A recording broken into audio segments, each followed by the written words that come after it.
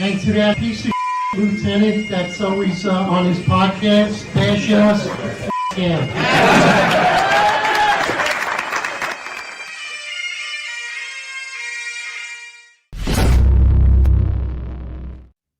Right, roll call. That's right. Good morning, everybody. 8:05 live Eastern time. And for me, I'm in the 49th state of Alaska. It's 4:05 in the morning, and it's not as dark outside as it is in New York. It's pretty light for most of the time here. Some twilight. It's interesting. This is a hell of a place. This is the last frontier.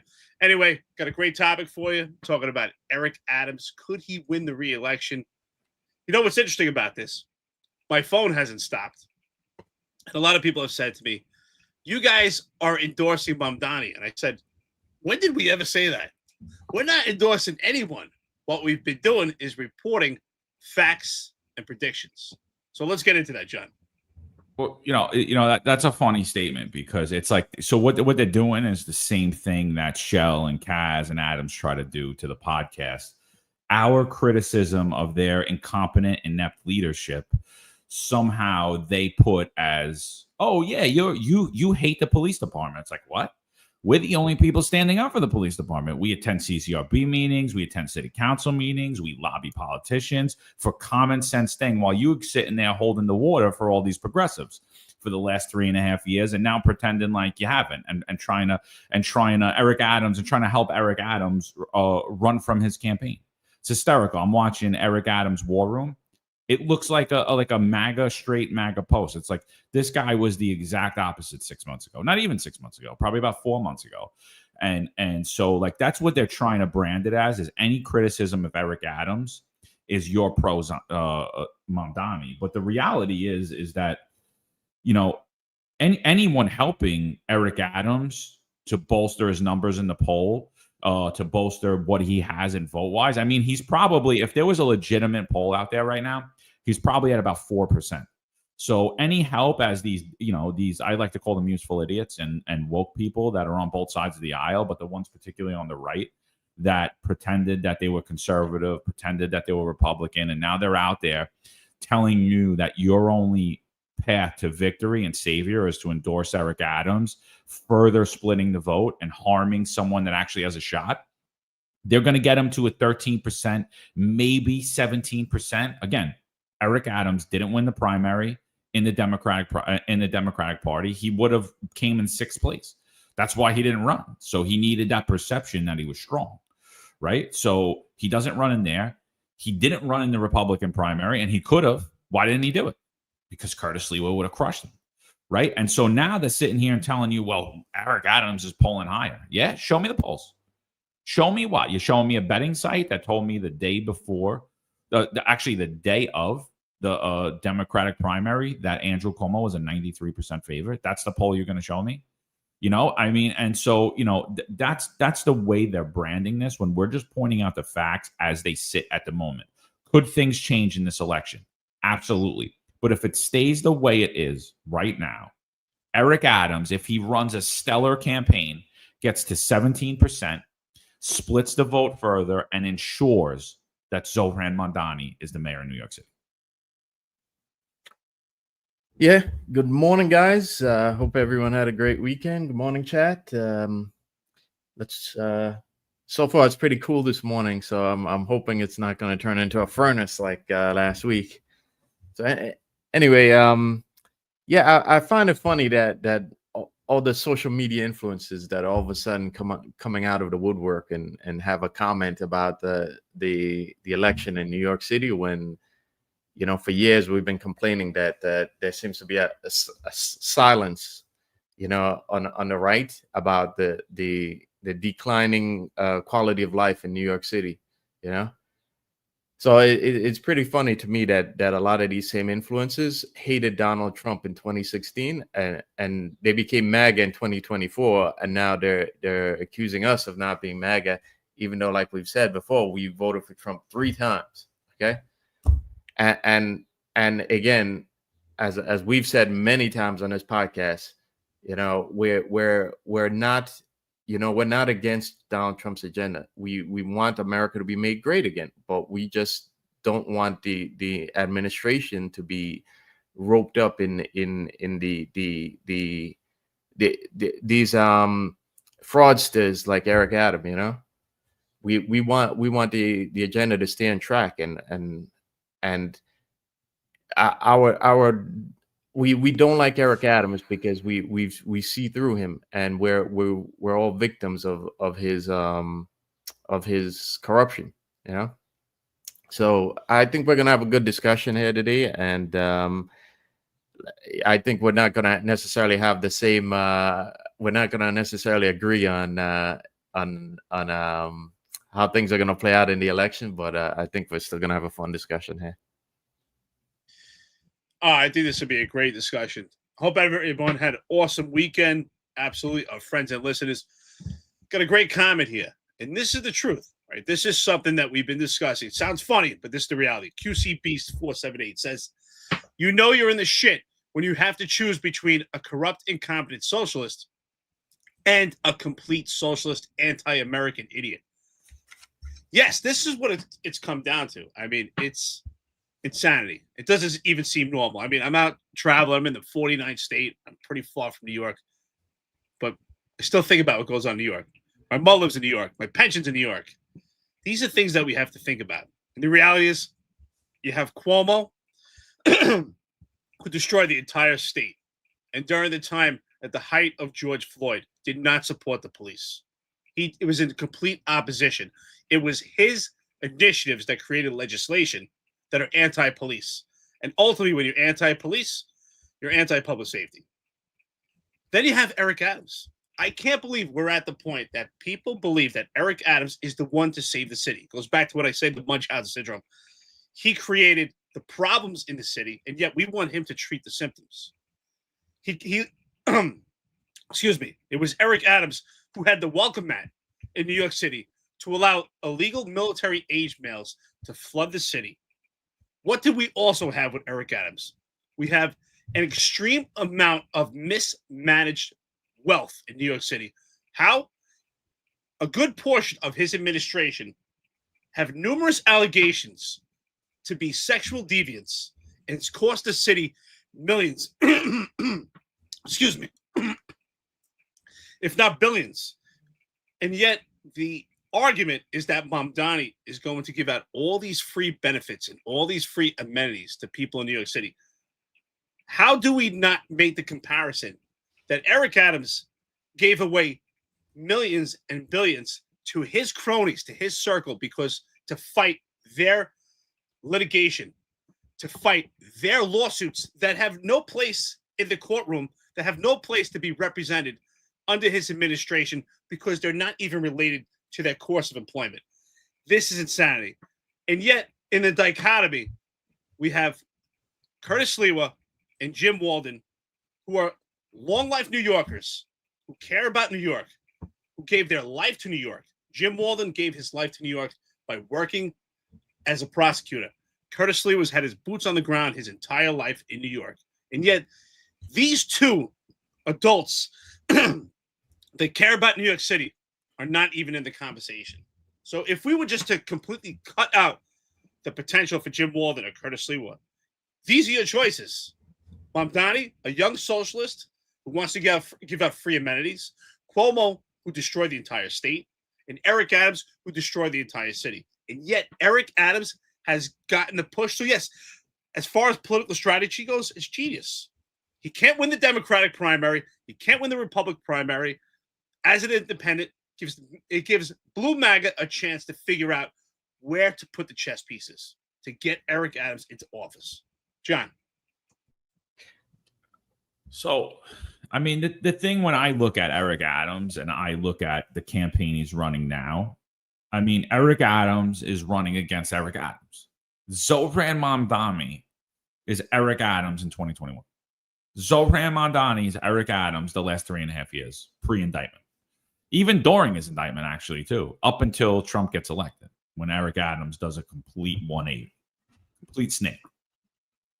So, you know, I really, at this point, I'm like, I don't care, because I like the level of propaganda that's coming out about Zohran Mamdani is like, if you believe half of the stuff you're reading, I mean, it's insane to me. And I'm no fan of the guy. But I'm watching it and I'm like, this isn't going to help. This isn't helping. Like, this isn't a good strategy. Like, we should be campaigning on policy and difference versus policy. And, so someone made a comment here. He wants to tax white neighborhoods. He did. He said in a statement somewhere, someone sent it to me. He said that he wants to tax the wealthier white neighborhoods. He did say that statement. Zero difference from all of the stuff that Eric Adams continues to say. There is zero difference in that statement. So, and just to clarify, Zohran Mandani's position on taxing the rich is he wants to raise tax on millionaires 2%, right? So let's say you make $1 million. He's saying that he's going to raise your taxes 2% and you're going to pay an extra $2,000. The amount of people that are going insane about that, working, poor, middle-class people in the media, oh my God, it's going to collapse the economy. I'm like, I do I think it's a great strategy long term? I don't. But somebody's going to have to pay for these billions of dollars that Eric Adams has been wasting. So something's going to have to be done. I mean, the amount of money that Eric Adams has took out of New York City is it's literally criminal. It's insane that no one sees this, So I just want to go back to like racist policies, right? So we're talking about tax white neighborhoods. Here's Eric Adams, right? Eric Adams here. This video goes famous because everyone knows the video for, when I was kicking those crackers' ass every day when I was in the police department. I was unbelievable in the police department. But that's not, it shows how racialized he is and the chip he has on his shoulder and his bias towards whites. And it's well known that he doesn't like white people, right? Like, it's not, it's well known that although he's claiming to be the champion of fighting anti-Semitism, he's been around anti-Semites his entire life. So it's, like the guy, again, is consistently running from himself and who he surrounds himself with.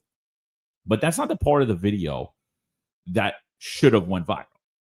The part of the video that went viral is what Trump's DOJ, what should have went viral is what Trump's DOJ is going after in Chicago and other places where there are city contracts being doled out based upon the color of your skin.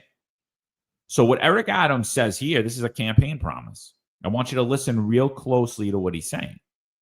He's saying that he's taking 30% off the top of city contracts and giving it to minorities, taking it away from majorities. I'm taking 30% away from white people and giving 30% of it to those who, by the way, I deem a minority, because there are people in New York City who are a minority who will not, who are arbitrarily denied joining the minority women business owned program, so that they're not eligible for these contracts. So he says here he's going to take 30% off and just give it away. That, my friends, is called socialism. It's called redistribution of wealth. So I don't see a difference. Like when we talk about, oh my God, socialism can never last in New York City. Well, you've been living under it for 12 years. I don't think that you realized it. So let's just listen to what he says here. And nobody picked up on this part. I put this out a couple of times and nobody's grabbed this, but listen to what he says here. They know what I'm about, and they know what I'm going to do as the mayor of the city of New York. Listen, we're not going to play this game. We're taking 30% off the top of MWBEs. Not saying give it to a majority company to pass through. No, we're going to take the 30% off the top. Y'all have your 70%. The 30% is going to go straight to the women and minority-owned business. Now, they know what I'm.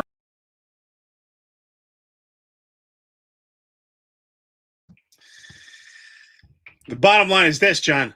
It shows that we've been saying that if you look at Eric Adams or you look at Mamdani, it's almost as if these two are a reflection of one another. The difference is, this is something I've been saying for a long time, and I just want to say it again. When I spent almost a year in Asia I made a couple of friends out there. It just really sticks in my mind what they said to me, and it's really reflective of this. By the way, chat, good morning, and I'm glad you guys are really engaged on this because this is an important issue.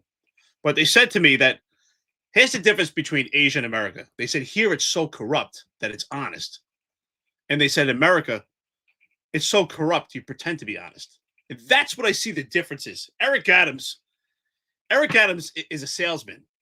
He's telling you, hey, this is a nice car. It's a shiny car, but underneath is an engine that doesn't even work. With Mamdani, he tells you straight out, this engine doesn't work and it's not going to drive. That's the difference. Eric Adams is telling you that he's a socialist. He's telling you that he's anti-American. He's telling you that he's anti-white in this and that he's pushing the chocolate administration. And yet, he's the guy that's going to be fair. The difference is Mamdani just comes out and says it straight out. So, just as Hood Mayor says right here, snake oil. That's exactly it. That's exactly it. And let's not get tricked. Let's have our eyes open and listen to what they're saying. And the reality is they're saying the same thing. So the question is, if anything, out of the two, who would you trust? Now, I wouldn't trust either. But I'd rather have, at least at that point, I'd rather have someone be more transparent. But it's unfortunate at this point that we're looking at someone that ran an entire administration with an appearance of impropriety, with potential corruption, numerous allegations of potential sexual assaults, potential sexual deviance, which has caused the city billions. And yet everyone's up in arms right now saying, oh my God, this guy Mamdani is going to give out all this free stuff, all these free amenities. Who's going to pay for it? Why didn't these same people, especially the unions, why did we ask these questions before? Who's going to pay for Eric Adams' cronies that are involved in numerous litigation? Who's going to pay for all these cases? Tim Pearson, close friend to Eric Adams, that was in the hierarchy of Eric Adams' administration, has cost the city upwards of $500 million in legal fees. What's the difference between giving out $500 million in free amenities for New York City? Why are we looking at this as it's something completely different? Let's not be fooled. Open your eyes and think about it. So Marlon, I just showed like how Eric Adams was basically taking 30% away from city contracts and giving them directly to minorities. And I made the assertion that in itself is socialism, as it's called, the redistribution of wealth. What are your thoughts around that? Is that any different from what is Zohran Mandani saying, where he's saying he wants to even out the taxes across the board for rich people? And he also has spoken on evening out real estate taxes, where we see a home like Bill de Blasio's, we take for example, where it's worth about $3 million and he's paying less money in taxes than someone who owns an $800,000 home in Staten Island. And so like, I'm not against that plan. I'm paying property tax in Staten Island. I'm not against that plan at all. Like, why is Bill de Blasio's $3.5 million Park Slope property, why am I paying more money than that? Like, what? So my assertion is that financially, I don't see a difference. Do you? Yeah, there's no difference at all. Eric was spot on in what he's saying. The difference between Mamdani and Eric Adams is that Mamdani's at least telling you to your face what he's gonna do, the socialism that he wants, whereas Eric Adams is backdooring that socialism. For all those people who are talking about Mamdani's pledge to his 2%, what is it, a 2% tax? Nobody's talking about all the billions that Eric Adams has say funneled into the the billions of taxpayer money that Eric Adams has funneled into the hotel industry. The basically a backdoor bailout, from government, from you, the taxpayer. And nobody's talking about the unilateral contracts that are going on right now from the city. The emergency process that Eric Adams has taken from COVID and from and from the migrant situation and how they're still using it to get contracts. Nobody's talking. It's like it's like there's a lot of cognitive dissonance right now, and the same people who are calling Mamdani a socialist couldn't, if you ask them what exactly is socialism, if you ask them to explain socialism, I bet they can't do it. They have no clue about it. They're just regurgitating talking points that are passed down to them. And the thing is, unfortunately, because social media tends to be an echo chamber, it's easy for the people at the top to broadcast these talking points, and then all the social influences on the bottom who are trying to who yesterday they hated Donald Trump and today they're MAGA. Okay, it's easy for them to echo those talking points when they know nothing about the deeper issues behind it. And I think that's one of the biggest problems going on right now. That again, Zohran and Eric Adams are the same corporate socialists, because once government says they're going to pay for this, they're going to give you this for free, it's not the government doing it. It's government making a contract with some corporation for the corporation to provide those services, and it's your taxpayer dollars that are paying for it. So whether Zohran is saying it outright, or whether Eric Adams is backdooring it like he has been for the last 4 years now, it's the same thing. What's the difference? What's the difference between a government giving money to house migrants or government giving money for groceries to provide services for certain communities, which is the government groceries that Zohran wants? It's the same thing, people. We got to look deep into the issue and not get mesmerized or hypnotized by these talking points.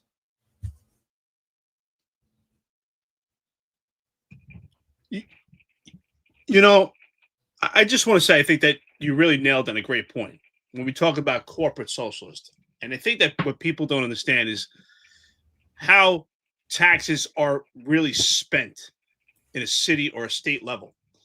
So what I think also the problem is people don't understand why what Mamdani is proposing is so attractive. And what John said is exactly right.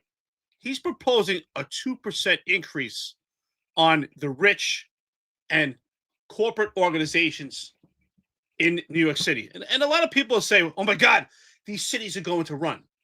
Maybe some of them. But if we look at the sum total of history and we compare, let's say, for instance, the 1950s. Let's say if we were to compare the 1950s till now. And if you look at the tax rates on the rich and on corporate organizations, the tax rates then were actually much higher. And I'm not saying we were socialist at that point, but if you look at people like FDR and stuff like that, they were considered giving out social programs, because what was this money utilized to pay back in the 50s when there was a high tax bracket? It was used to pay for Social Security, GI Bill, things like that. And that was considered social programs at the time. And the tax rate was even higher. The tax rate was about 91% on the rich and on these corporate organizations. And it wasn't on their entire wealth. It was, for instance, let's say the company made 500 million. The last million would be taxed at a 91% rate. So if we look at the tax rate now for the rich, it's about 37 to 40%. So there's a big difference there. So this is not impossible what he's proposing. And if you actually look at, now I'm not endorsing him, but what I'm saying is, if you actually look at the comparison between Mamdani and Eric Adams, arguably Eric Adams has had the city spend far more money. The burden has been far more on the taxpayer than it would be for Mamdani if this is his actual plan and it plays out the way he said. Now, don't get me wrong. If Mamdani gets elected, a lot of these promises and amenities he's offering are not necessarily possible on day one. There's a lot of stuff that has to happen and to get passed for him to push these amenities. But if you look at those tax rates and those tax breaks, it's not that unattractive what Mamdani's saying, and it's not that impossible. So that's why a lot of intellects, and I think, Marlon, this is something you raised on Friday we spoke about, is that Mamdani is surrounding himself with intellectual people and people that are educated and understand how money works. And what they're selling sounds a lot better than Eric Adams. If I may, quickly before we go on, when we talk about corporate socialism, that effectively means we're talking where the financial losses are put on the taxpayers. So basically, companies they capitalize the profits, but socialize the losses.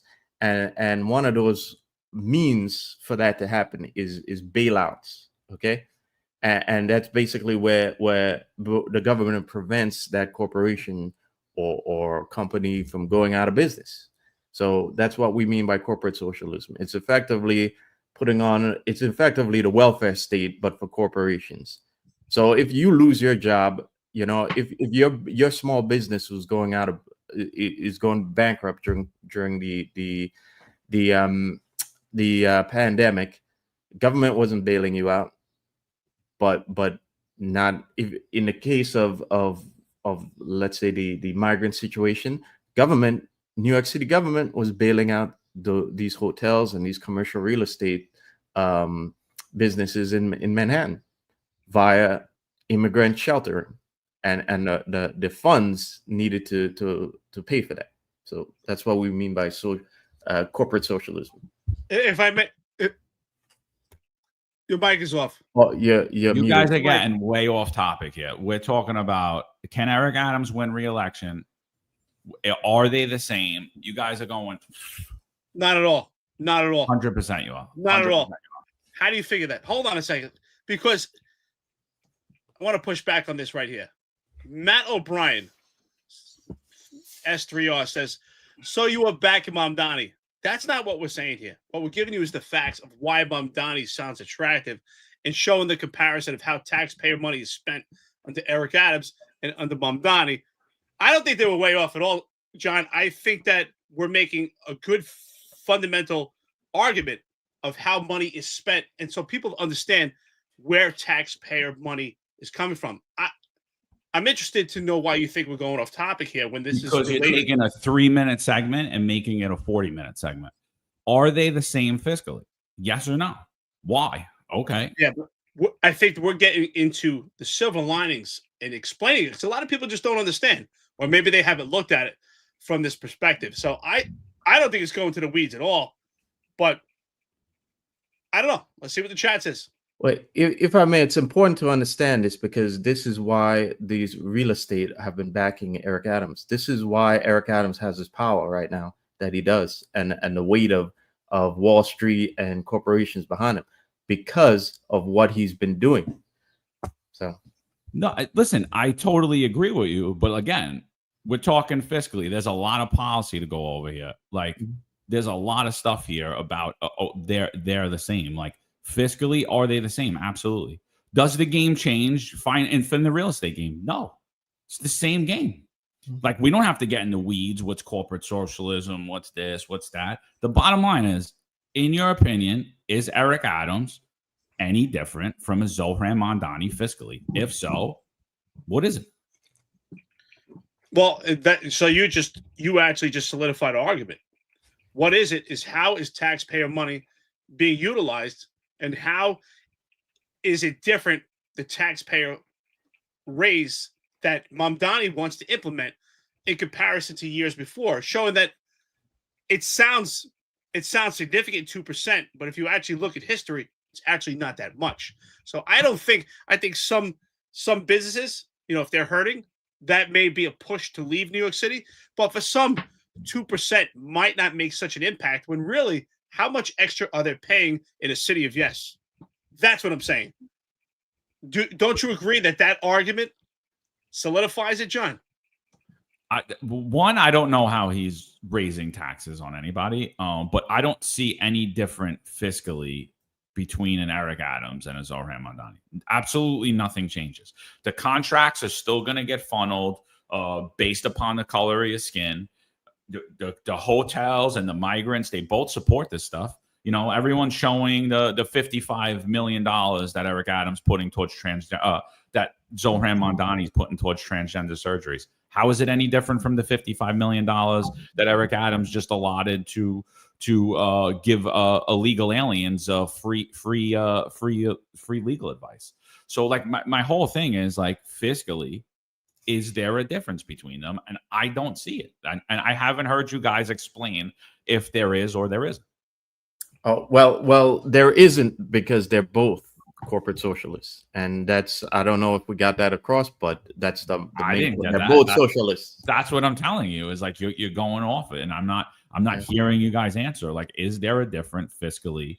Like, is it, you know, all we're hearing is socialism that, socialism this, socialism that. Okay, you think Eric Adams isn't a socialist? Like, and everyone's like, well, no one ever ran on that platform before. Okay.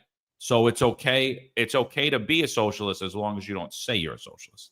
And that's my whole point. It's like, that's my whole point in it. I just want to see, like, do you think, and like, Eric, like, you haven't answered it either. Is there a difference? I actually think I did answer it. In my explanation, what I'm saying is they're the same. Is that Eric's failed policies, his failed administration, has been a burden on the taxpayer paying for his cronies' litigation. That amount of money has been spent is probably the same or less that Mamdani will spend in these amenities, such as free grocery stores, these different free items. That's my comparison. What I'm saying is why it's become attractive. If you look at the 50s, and the reason I use it, the 50s, 91% tax on rich on their last million or last billion. And what he's saying, he's proposing a 2% tax rate increase.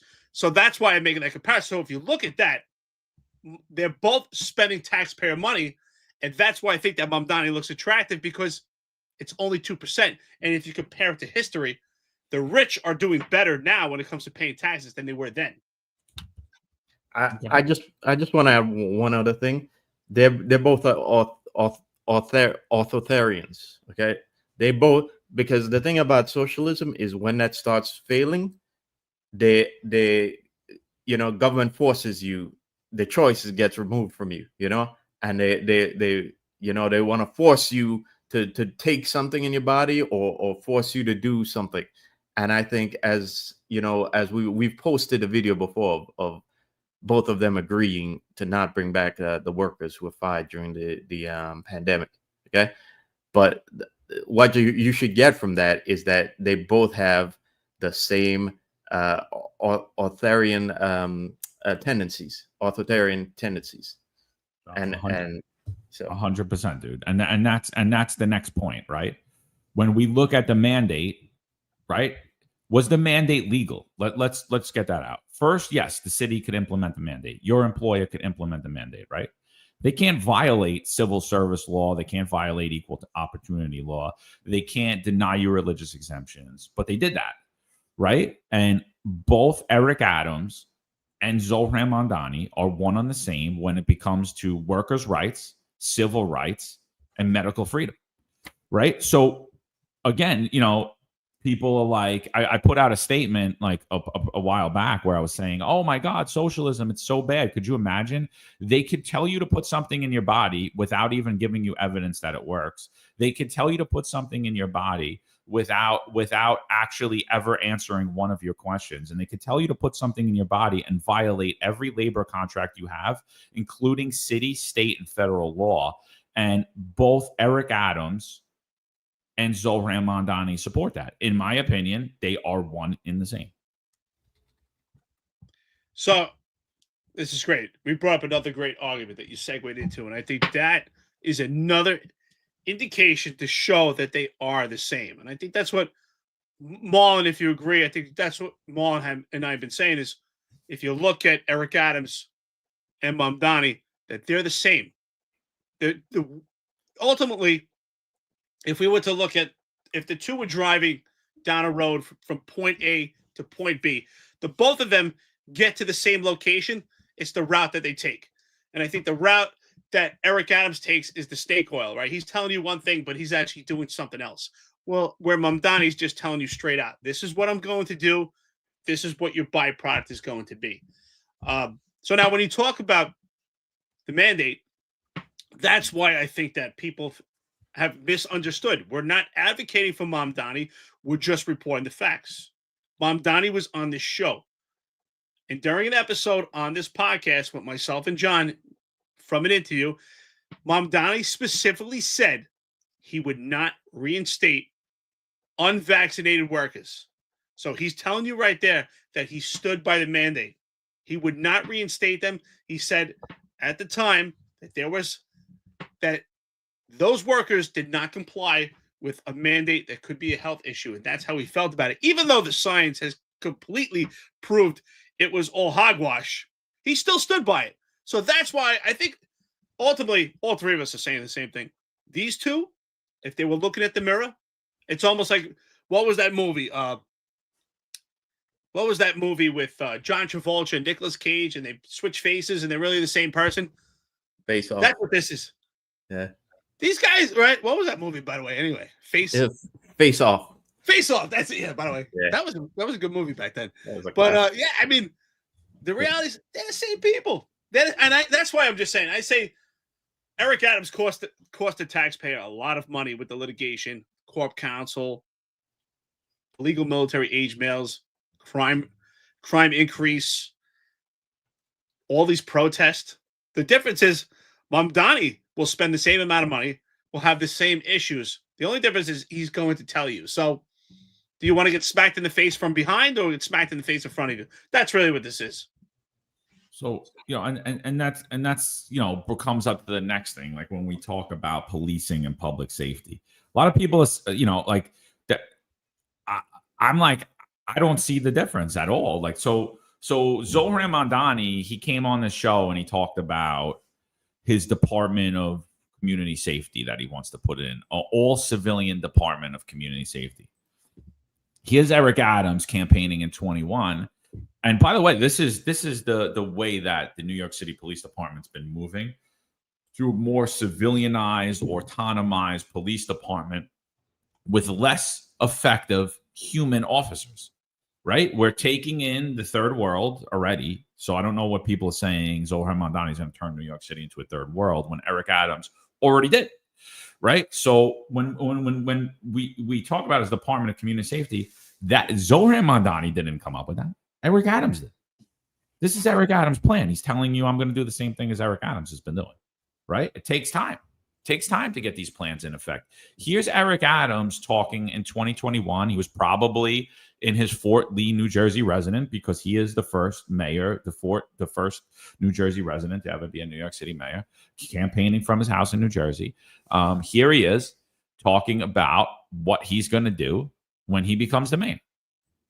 Even at parades, we need to change the assignments of police officers. I don't need you making overtime sitting at a parade or street fair. There's no reason for that. Let's have a civilian population that's trained in crowd control. Police officers don't have to respond to traffic accidents. Police officers don't have to respond to aided. There are things that our police department should not be doing, mental health issues that's nonviolent. So we need to reshape public safety. We're addicted to 911. We're like 911 crackheads. Every time something happens, we'll pick up the phone and call 911. No, new style of policing, public safety, community involvement, bring down the cost, take that money and put it into services that prevent crime and not respond crime, like dyslexia. 40% of people on Rikers Island are dyslexic. Wow. 40%. So if we would have taken the money out of the police budget and said, we're going to do dyslexia screening, give the services to those who are dyslexic, they won't think they can't learn and start hanging out on the street doing crimes. 55% have mental health.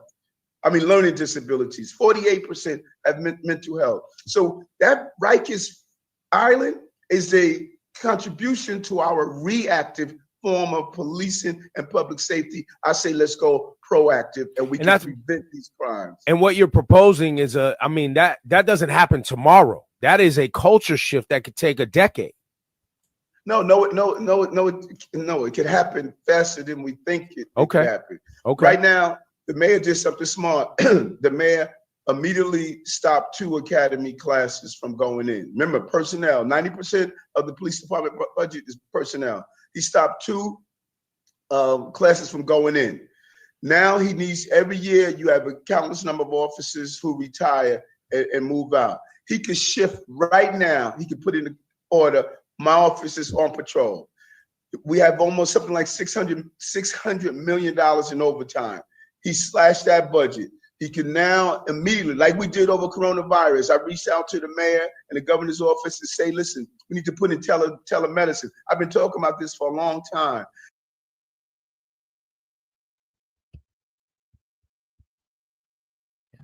Did it freeze? No. It's just you can't believe what you hear right here. It's Eric Adams. This is the real Eric Adams. And that's what the bottom line comes down to, is that we've been watching Eric Adams since 2021 up till 2024 with one position and one stance that's a complete opposition to MAGA.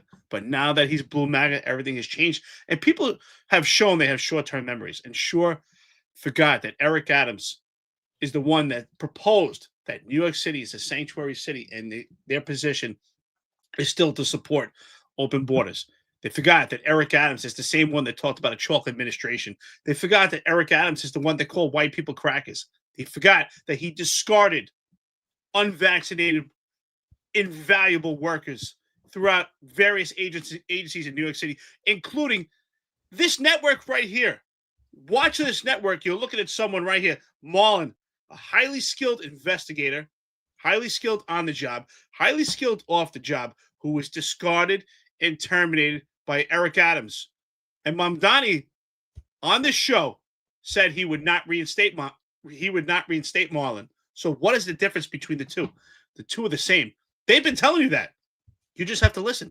Eric Adams is telling you he supported defund the police. He told you that. Why are you not listening to that? Why are people at this point, why do they believe that Eric Adams is the one to run New York City a second term when his first term was a complete failure?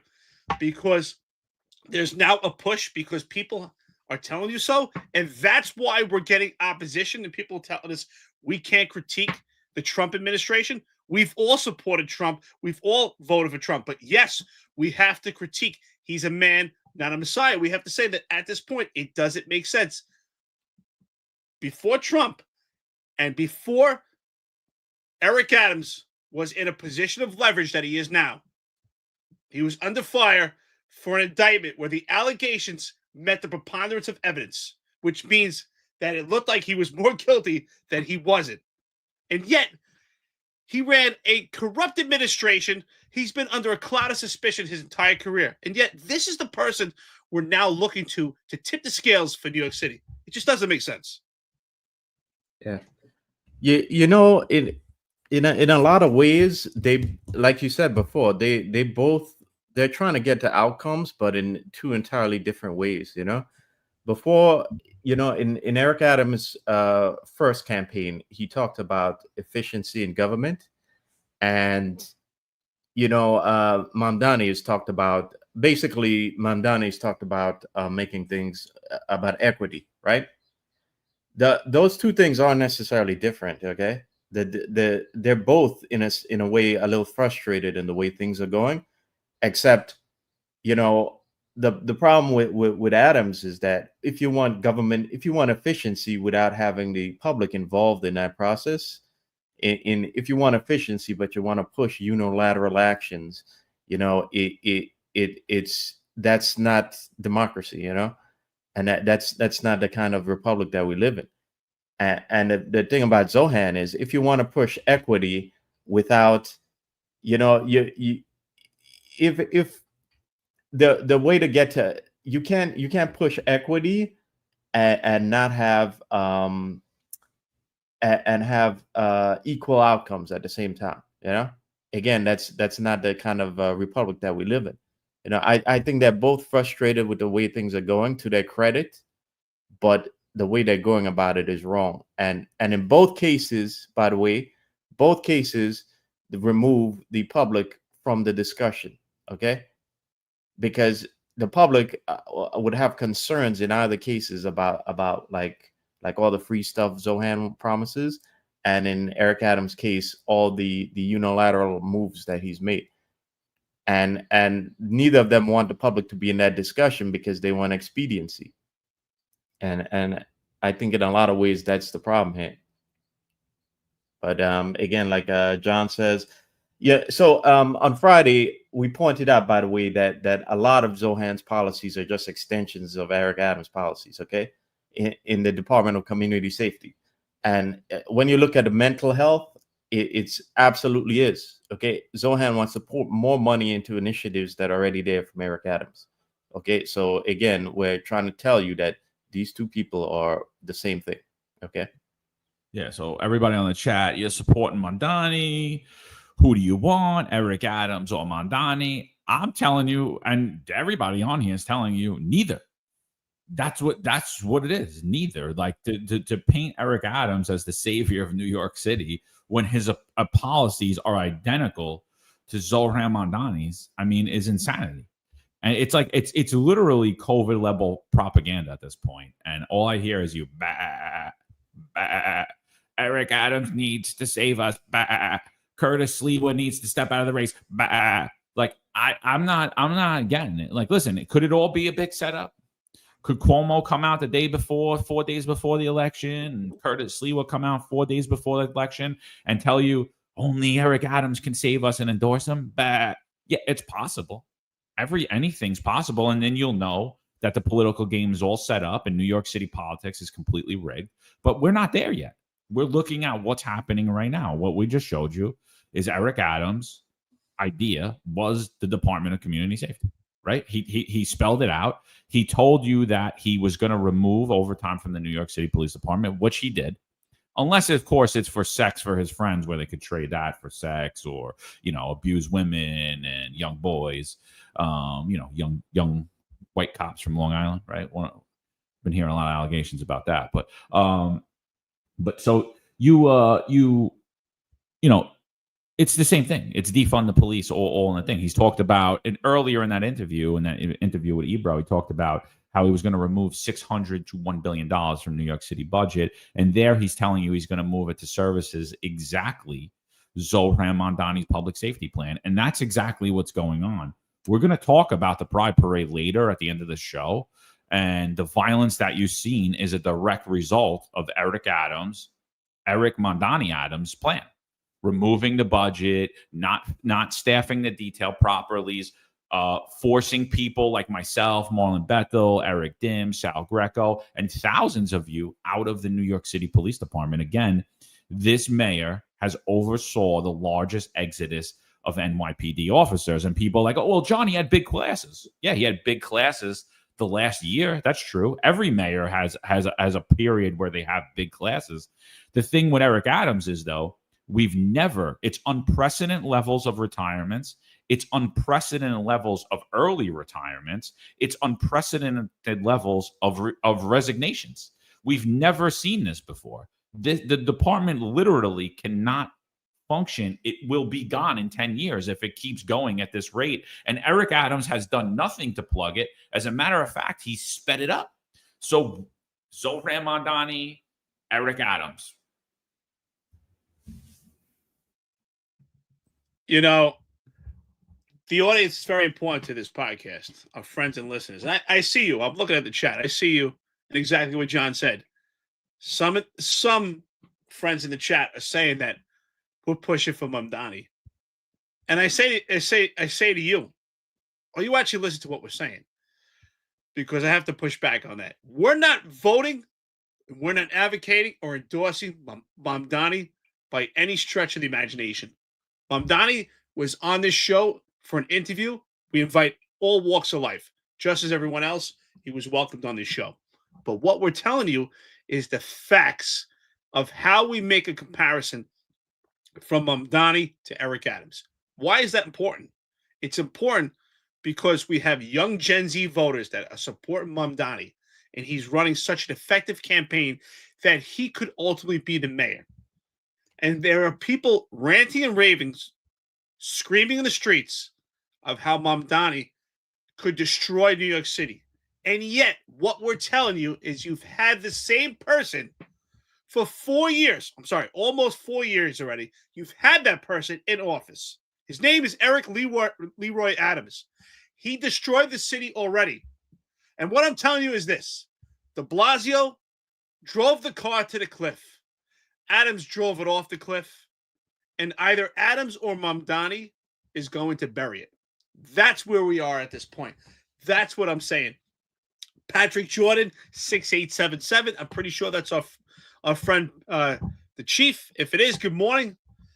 Great quote here. Socialism is great until you run out of other people's money. Margaret Thatcher. I got to read that again because that is so true. Socialism is great until you run out of other people's money. Guess what?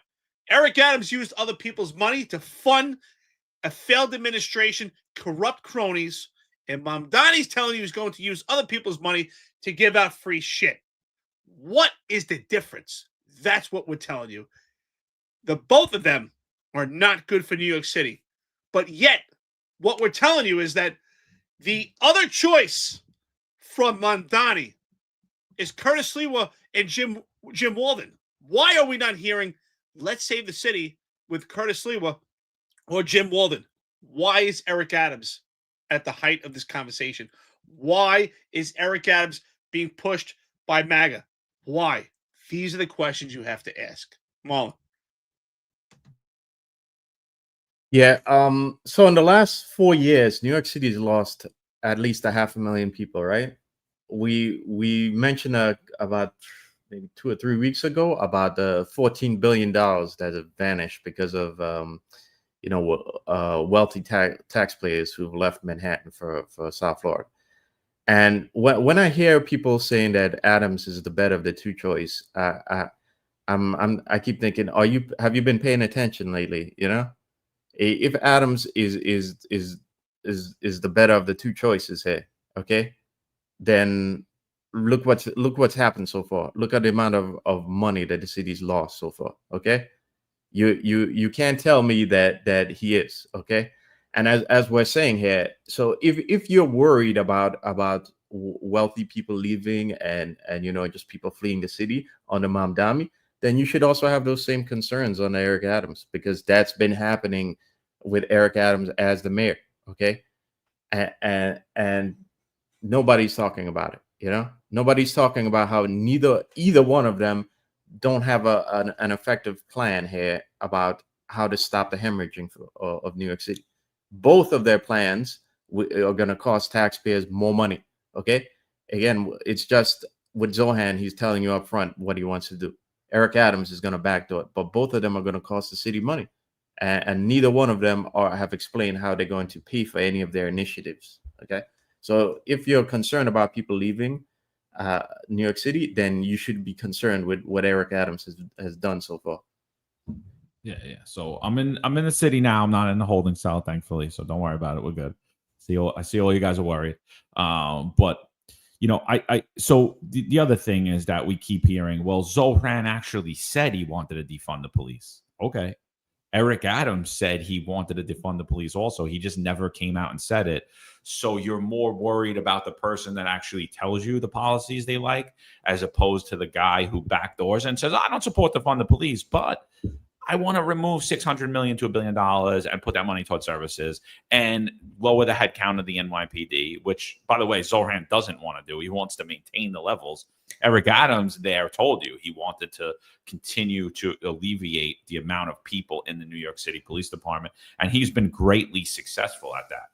A video emerged. I don't have it ready. We got a lot of stuff for today. But there's a video of Zohran Mandani saying that violence is a social construct. It's not real, right? It's not real. Also, but Eric Adams is a cop, right? Zohran Mandani is a billionaire child of privilege. I expect him to say dumb things like that. I expect some kid whose life was he was in college, he was in Hollywood, his mom produced Slumdog Millionaire, she worked on The Lion King, he did a couple of voiceovers, he was a pretend rapper. I expect that person to say stuff like that. Not real well experienced in life, child of privilege, never faced the things that me and you had to face, right? By the time I was 33 years old, I was like a wise old owl compared to Zohran Mandani. I had seen the entire world, like the most of you, like all of you, right? Like at 33 years old, you grew up in New York City in poor middle class. You pretty much seen it all, 30 times over, where Zohran Mandani hasn't. Here's Eric Adams immediately, and this is the campaign. This is the first time he said it. This is Eric Adams immediately after Michelle Go gets pushed in front of a train by a homeless, mentally ill man and murdered. This is Eric Adams, and this is the campaign that's been throughout this whole time that New York City's been pushing. As police officers, they have done their job. What we must do is remove the perception of fear. Cases like this aggravates the perception of fear. When you see homeless individuals with mental health issues not being attended to and given the proper services, that add to the perception of fear.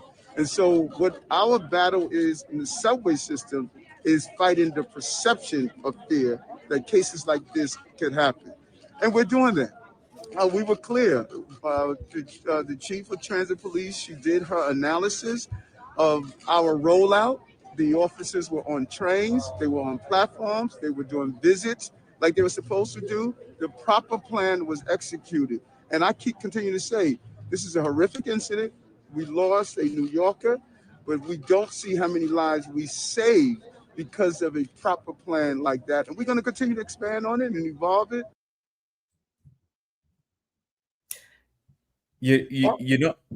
No, I'm sorry. Go ahead. No, go ahead, Marlon. You already go ahead, brother.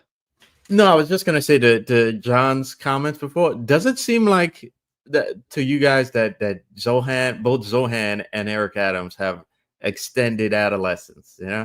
In the case of Zohran, it's because he's a trust fund kid, who's never had a real job. He's never had to because he has a trust fund and his parents are wealthy. And with the case of Eric Adams, the guy's like, 65, and he wants to go party and smoke weed with rappers, I'm like, when did these two guys grow up,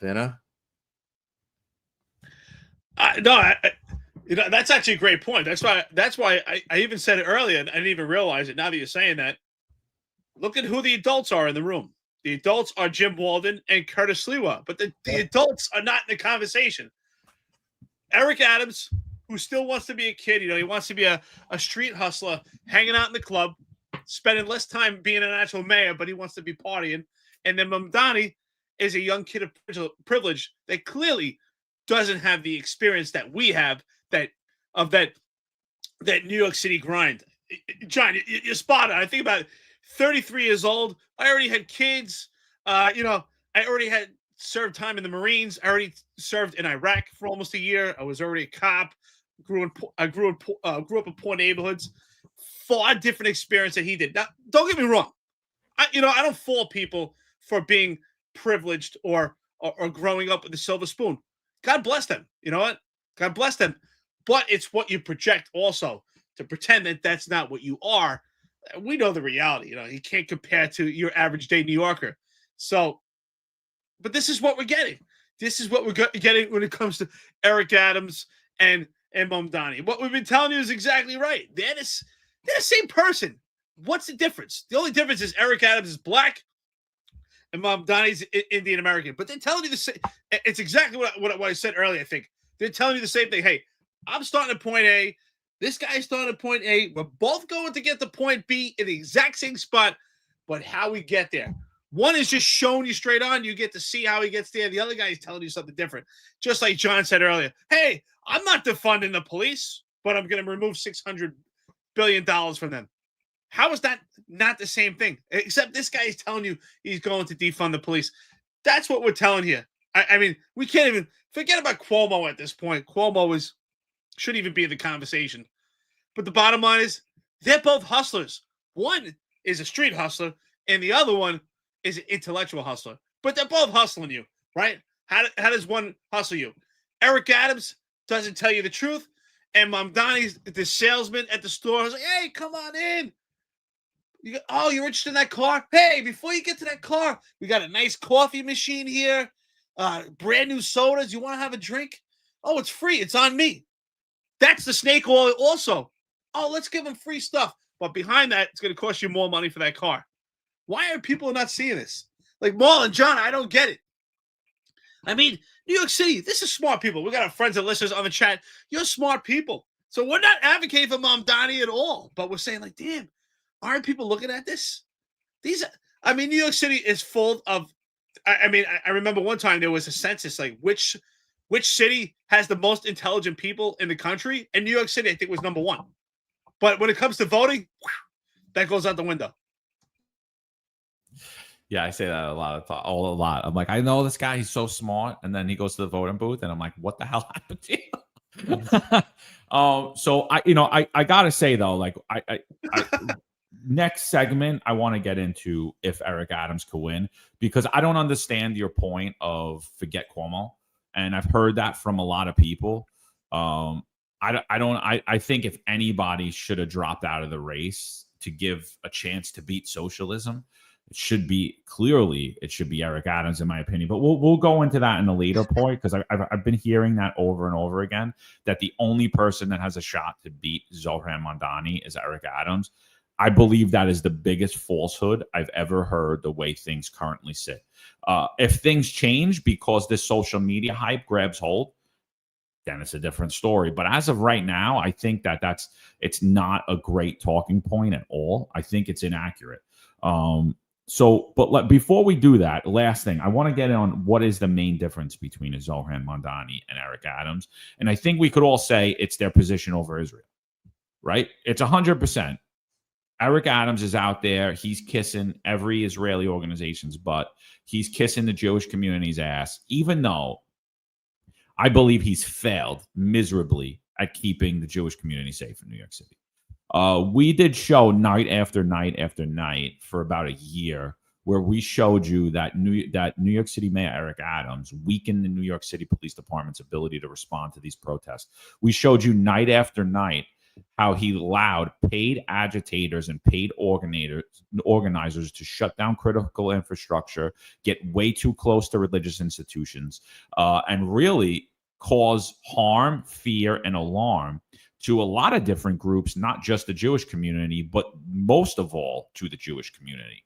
So I think the fear with a Zohran Mandani is that he won't actually go out there and support the Jewish community like Eric Adams says he does, but actually doesn't do. So my question is, does it get worse under a Zohran Mandani, or is it just more of the same? Like, what do you guys think about that? I think that's a great question. I think that, so if you look at Eric Adams, I think that he's masking the reality of what's going on in New York City. He talks about perception versus reality. And to me, the reality is perception. The reality is he really doesn't care about the Jewish community. What he did in June of 2025, and John, you and I talked about this quite often on the podcast, is they redefined what anti-Semitism is. You know, if you speak out against Israel, it's anti-Semitic. And I believe that's freedom of speech. And I'm Jewish. I'm telling you, that's freedom of speech. And what Mamdani is telling you is he doesn't care what's going on in Israel.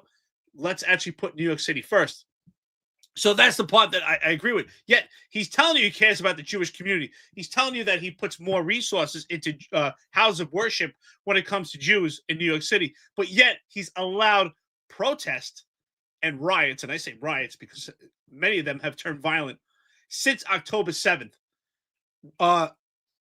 We've had hundreds of different protests in New York City, and yet he's never put a stop to it. How do we know that? He agreed to the protest settlement that allows these protests and these riots to continue on a daily basis in New York City. Eric Adams agreed to a protest settlement that hinders the cops from public safety, keeping those same people that he claims to care about safe. To me, that's the difference. Where Mamdani is telling you that he doesn't care about Israel. Why do we need Eric Adams to fly to Israel to fight anti-Semitism when you should be fighting it in New York City by stopping the actual protests that are in New York City? But he did it because he signed the protest settlement.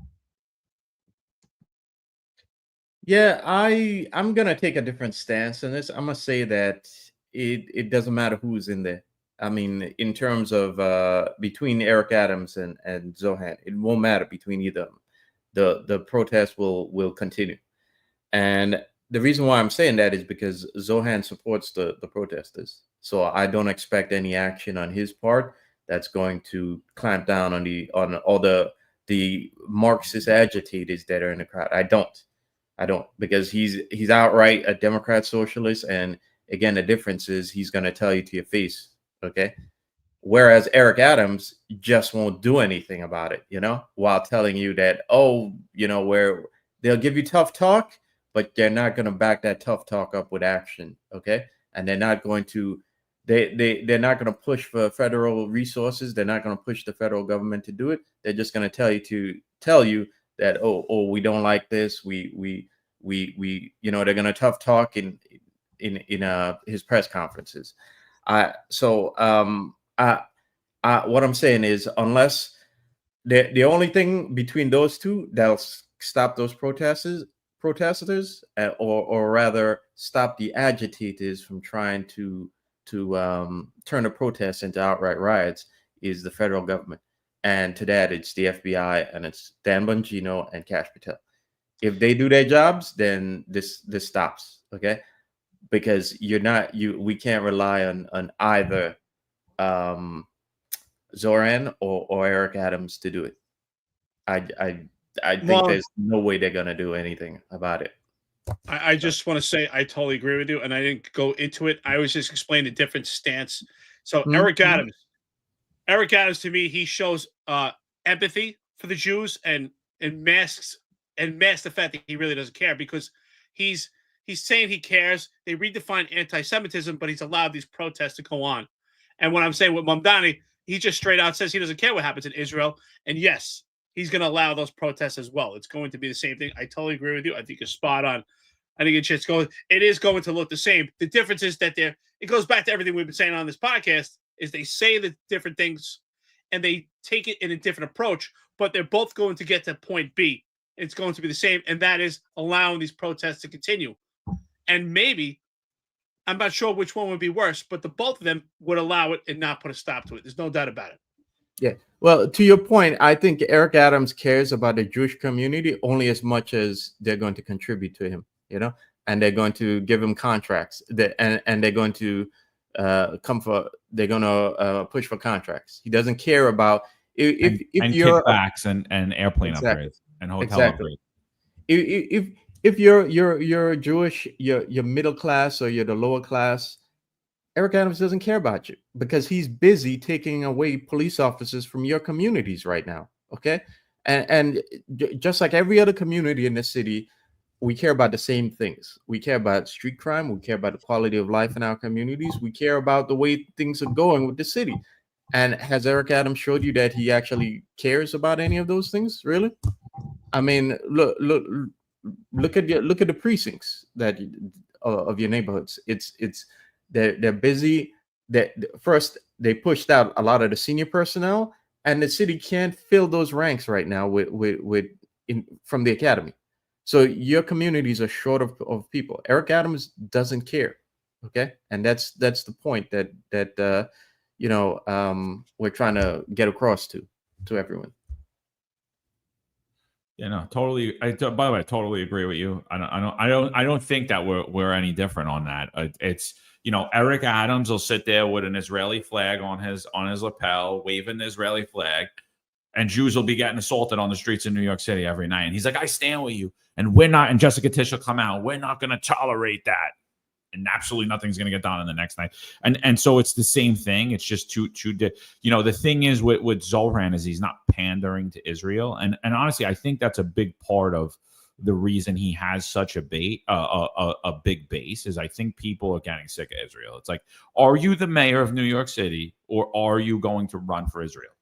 Are you running for office in Israel? Like every Democratic candidate on the stage besides him said they were going to visit Israel with their trip. I mean, and he didn't. He said, "I'm going to stay here in New York." And honestly, that would have been my answer too. And I didn't see anything wrong with it.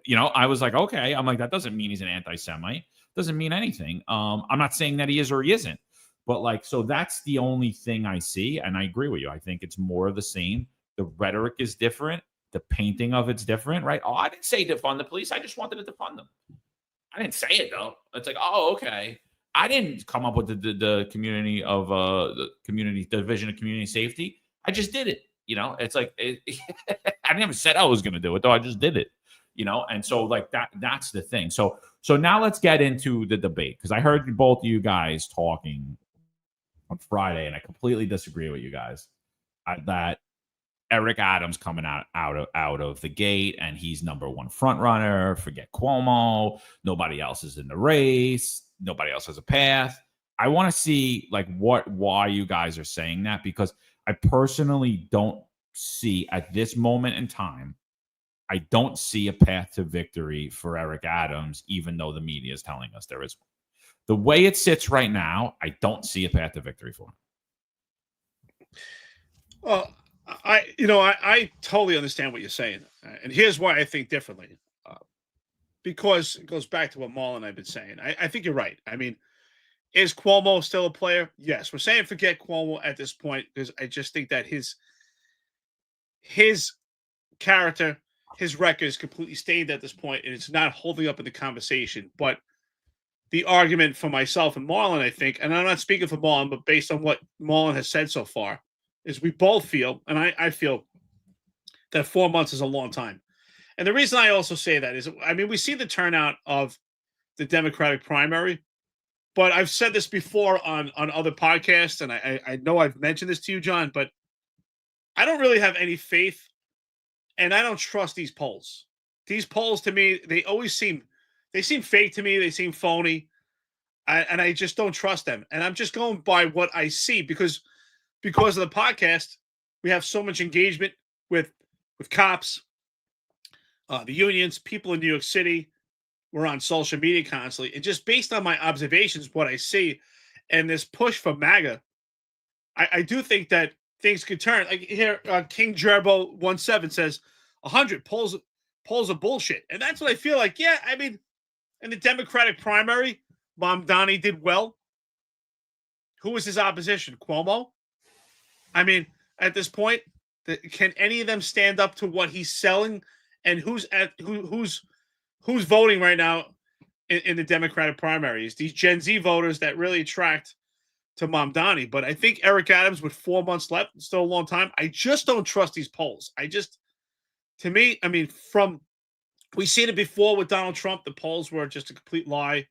And I think it's the same thing right now. And it's just based on my observations, what I see. Maybe I'm wrong, but I'm just going by what I see and my observations. So I still think that Eric Adams is a major player in this. And I don't want it to be true, but I think he's going to win. I still stand by that.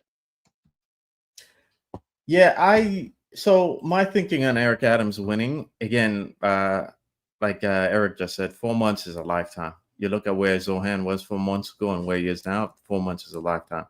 But I'm basing what I said on the fact that there's a massive propaganda campaign that's trying to push people towards Eric Adams right now. And I think, like John said earlier, it's on the level of the pandemic. Okay,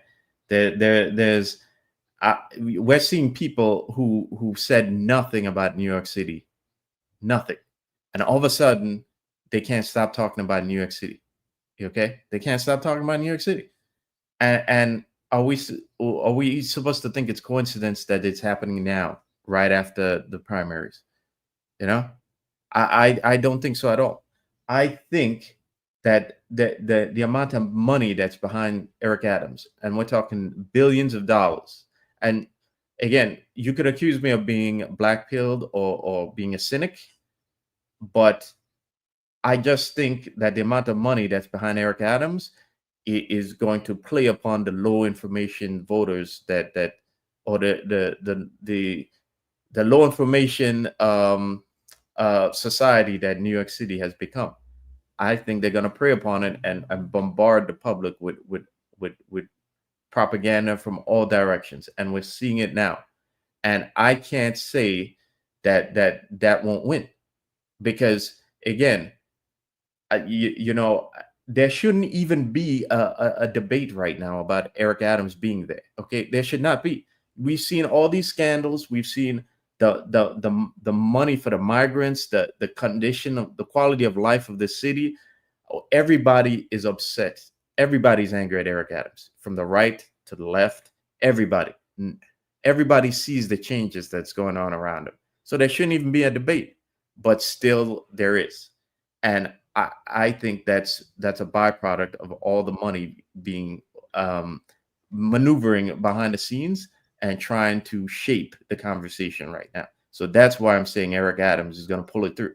It's not but because of his competency or his policies or anything about his administration. It's purely because New York City is a low information society, and it's again, some Chronicles of the Collapse says it has social engineering. Absolutely. John, I just got one question for you, because I think it's a great question that you asked. Like, why do we see this? But I mean, since you're so vested in politics and you're very savvy and you understand it well, and I've learned a lot from you. I have to be honest. I realized how politics affected my career towards the end. I never paid attention to it. And from doing this podcast, I'm a lot more engaged into it now. And what I've learned by this, and John, don't you agree, that in this country, our process is not as democratic as we want to believe? That wealthy individuals and corporations have a special interest, and they can shape an election. And that's what we see right now when it comes to Eric Adams, is wealthy individuals and corporations pushing Eric Adams because it serves their interest. It doesn't serve New York City. So I just, it's really disappointing to see that our democratic process is not so democratic.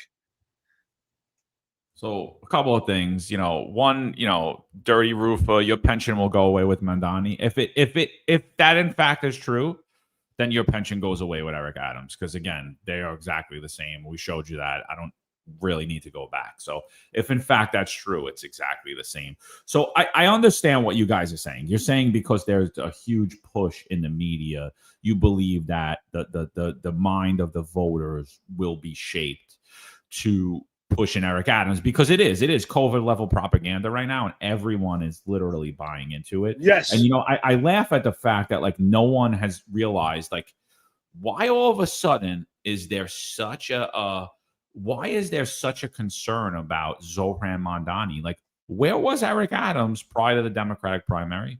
Where was all of this stuff about Zohran Mandani prior to the Democratic primary? We're the only people that told you he was going to win. We were the only people that showed you. And you guys were saying he has no shot. He's not a blip on the radar. He's not going to be in this discussion at all. And I'm sitting there telling you, no, he's a major player and could possibly be the mayor of New York City. So, Eric Adams and that MAGA crowd have helped Zohran Mandani win that Democratic primary. So I understand what you guys are saying. The propaganda's thick. People are sheep. I mean, we've seen that in 2020, and clearly I'm seeing it again now. But I want to just go on the facts right now. The facts are that Zohran Mandani wins the Democratic primary with about 450,000 votes. Andrew Cuomo follows up with about 350,000 votes. Eric Adams would have got about 30 to 60,000 votes in that Democratic primary. He had zero shot of winning the Democratic primary. Eric Adams, if he would have ran in the Republican primary, he would have got a bunch of sheep from the fake Republicans, all the same ones that didn't like Trump. He would have got a bunch of those guys, all soft people to move over and vote for him in the Republican primary. But Curtis Sliwa, I think, wins that handily. 70%, I think Curtis Sliwa gets to a 30% Eric Adams victory.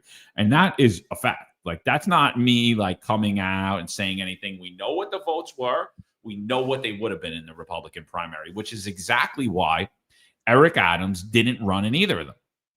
So I'm sitting here and I'm saying, where are the votes coming from to get Eric Adams elected? Who's losing their base?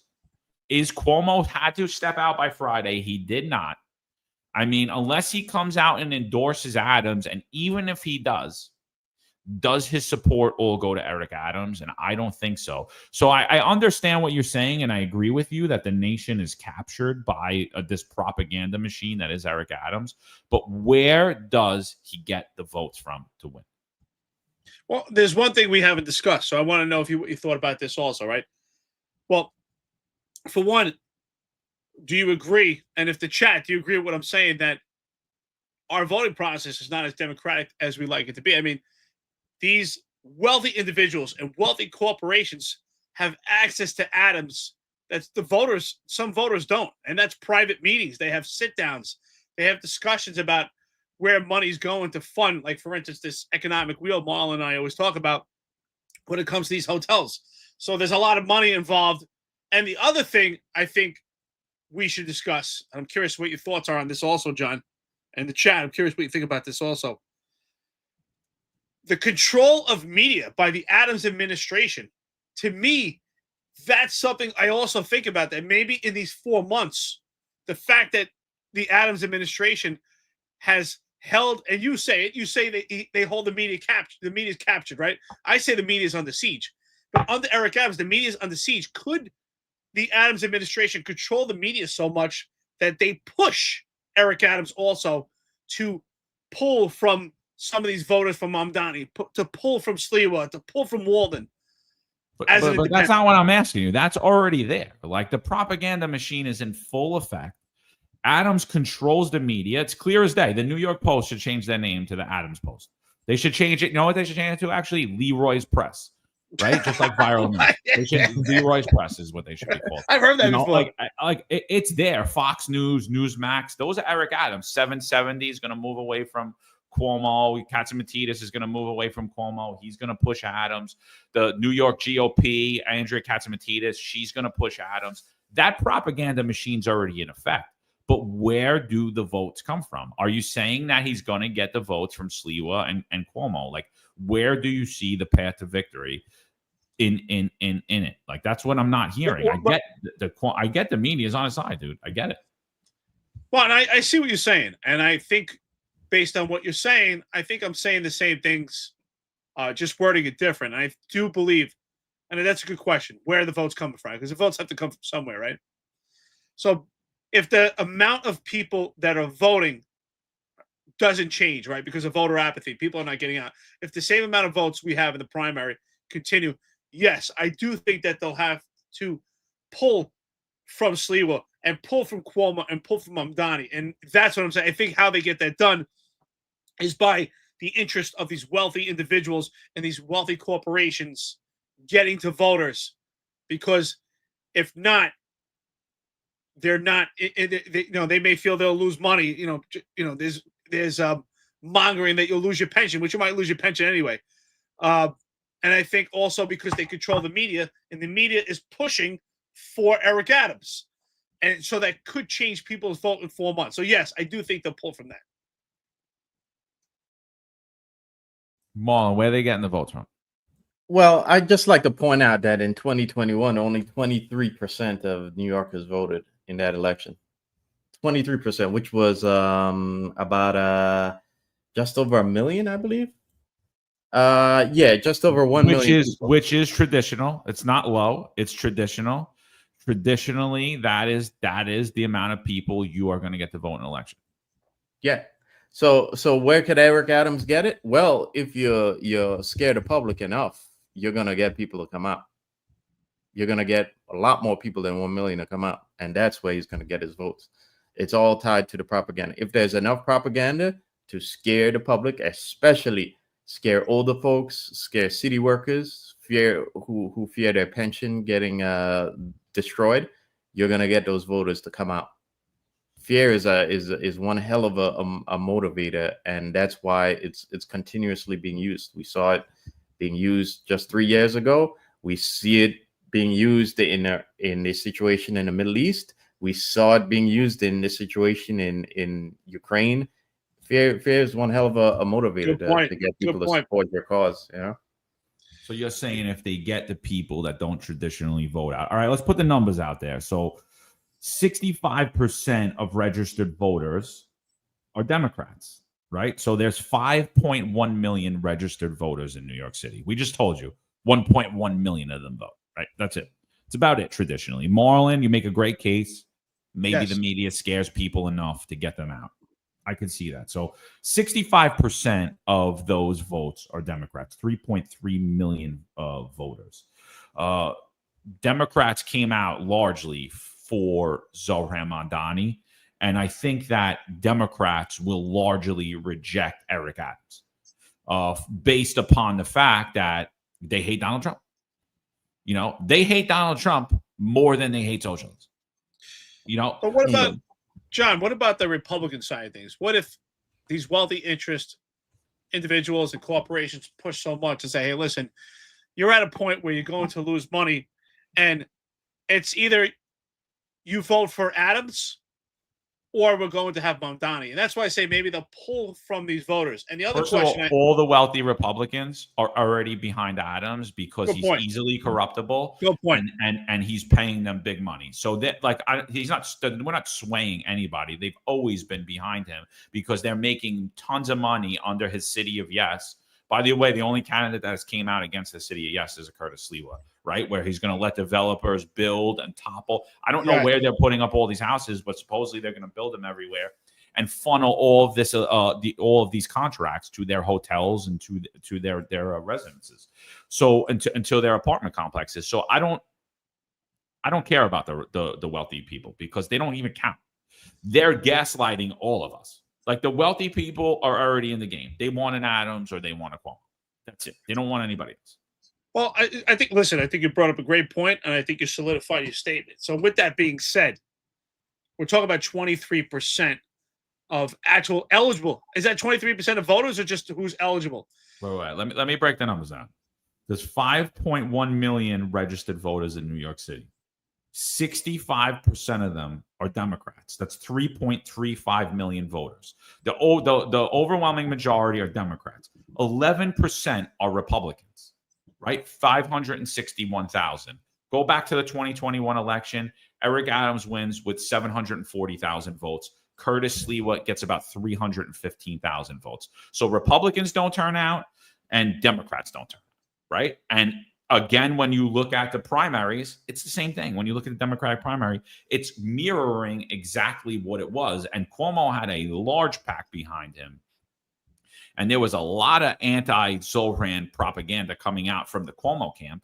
And he was spending a lot of money in that race, and he still got his ass handed to him, right? So the other portion of the voters, 21% are unaffiliated. That's 1.1 million voters. That's about what you need to win the mayoral election. So that's all you got. You don't have any more than that. That's your sphere. What's Eric Adams' path to victory, who couldn't win a Democratic primary, couldn't win a Republican primary? You guys are saying in 4 months, the media will be able to manipulate people enough or scare them enough possibly to come out and vote. I don't see it at all. I'm just telling you. I like, people don't care. And I think that if Democrats have to make a choice, and this is a Democratic city, so if Democrats have to make a choice, and there's going to be this push from the MAGA camp to get Eric Adams elected, Zohran Mandani's your man. Like, that's just my opinion. That's how I see it. So, well, we're talking about money, right? Because money's so important to this election right now. And obviously the wheel of information now is no longer that you have to get boots on the ground. It's social media. Could enough wealthy individuals or organizations with interest in Eric Adams, because of real estate and all the stuff that Marlon and I talk about, could they have utilize enough money to push this Eric Adams information through social media to get to voters? They're already doing it. Again, they're already doing it. New York is a Democratic city. Democrats cannot stand Trump in New York City. They will vote against New York City to vote against Trump. And by the way, they're the same guy, Adams and Mandani. So I don't know, like, again, we established that. Bigger push for Adams is a bigger push for Mandani, because all you're doing is saying, oh, here's Trump's puppet. We want to make him the mayor in New York City. And Democrats are going to go and come out and vote for Mandani. Where, as opposed to if Eric Adams, and he peels a little bit off Curtis Sliwa, where if Eric Adams actually steps out of the race, there's a chance to beat Mandani. Or if people reject him. So, John, okay, based on the numbers you read, and Marlon said 23% eligible voters. In our history that you may know of, has there ever been an election that such fear-mongering caused an increase of voters? And what we're saying with Marlon. Of course, fear is the main driver. Have we had a higher percentage in our history of we know of? Have we had 2-3 million people come out and vote? What I'm saying to you is that based on the data, if you push people out to vote in this election and you get people to vote and you make this a mainstream election and New Yorkers are going to get out to vote, you're getting Democrats as well as Republicans. You're getting independents as well as Democrats. And the Democrats outweigh everybody, and they are going to vote for Zohran Mandani, and Zohran Mandani is going to win because Eric Adams is not going to be able to peel away Cuomo voters. He's not going to be able to peel away Zohran Mandani voters, and he's not going to be able to peel away Curtis Sliwa voters at enough rate to do anything. He's looking at an 8. If it's a successful campaign, he probably gets about 17% of the vote. Zohran Mandani is your mayor. That's what I'm telling you. Like the propaganda is out there, but even with it, I don't see the path unless they get Cuomo to come out and say and endorse Adams, or they get Curtis Sliwa to come out and endorse Adams. And even in that scenario, I believe Zohran Mandani is the mayor in New York City. Listen, I see. Sorry, Marlon. I see your point and I see your angle, and it makes a lot of sense because you're using factual information. 65%, which is more than 2/3 of the voters, are Democrats, and their opposition to Eric Adams is that he's being pushed by Trump, and it makes a lot of sense. But in my opinion, I still believe that Eric Adams can sway these voters. Because I think the fear is, even with Democrats, there has to be some common sense Democrats who say, hey, I'd rather have Eric Adams. The wealthy interest of these individuals and corporations are pushing the funding in this city because they're behind Eric Adams, rather than the socialist who's going to give things away. I just want to push back on this real quick, or there's a question. Someone asked here about our pensions. And someone, I can't find, oh, here it is. Mark the Mac. He says our pensions are guaranteed by the New York State Constitution if the city folds, or am I wrong? I'm just going to say nothing is guaranteed other than taxes and death. No, your pensions are not guaranteed. Pensions are based on an imbalance, and the imbalance is that enough people are working to pay for retirees in the system. And unfortunately, that's not the case right now. The pensions are hurting, so they're not guaranteed. Marlon, what are your thoughts on this? I think this is a great argument, as far as John makes a lot of great points. I agree. And his numbers make sense. But I do think that could sway. I think this is an election like no other.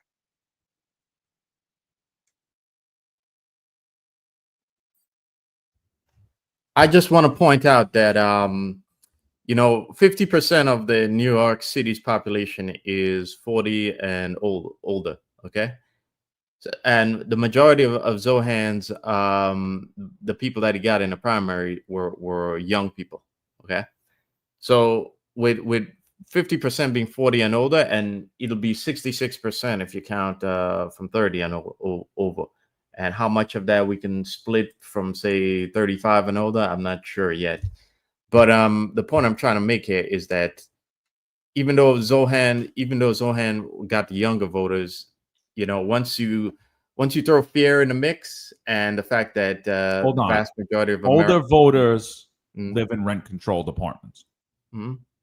Zohran Mandani's freezing the rent.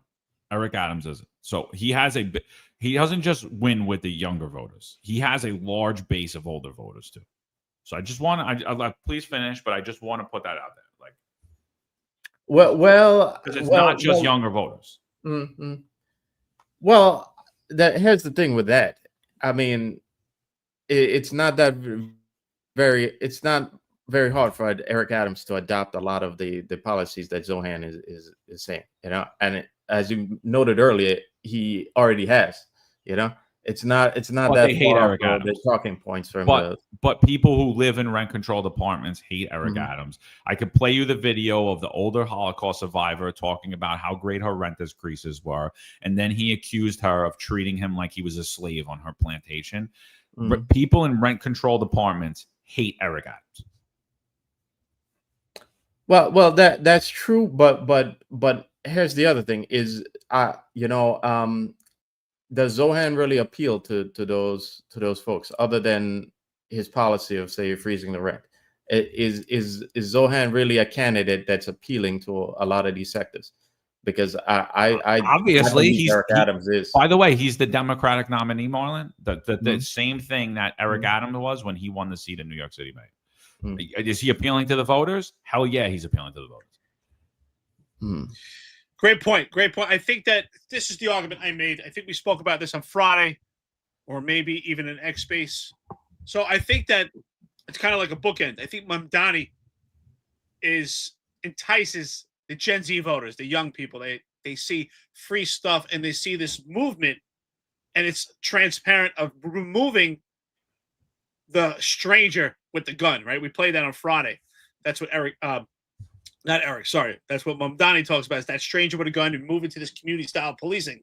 And that's what a majority of these Gen Z voters want to see, because they don't know New York City when it was just completely insane. Crime is up, but the world is different. You can survive. You don't necessarily have to be on the street. You can survive. You can get everything by Amazon. You don't actually have to keep your eyes open and see what's going on in the streets. You can live a life and live in closed four walls and not live reality. But I think that also I think you're right, John. The elderly people, they need rent control. They need their rent frozen more than anyone else, because a majority of them are on fixed income. So that's enticing for the elderly voters.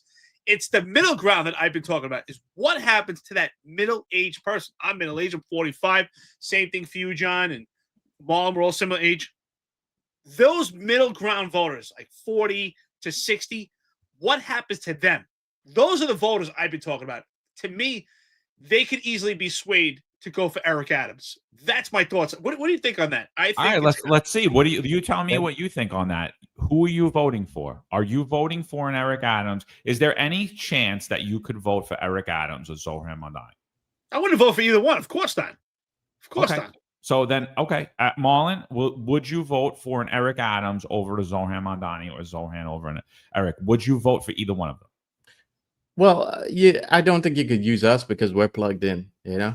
No, listen, we're totally biased. We're all cops. Yeah. We were all affected by the Adams administration.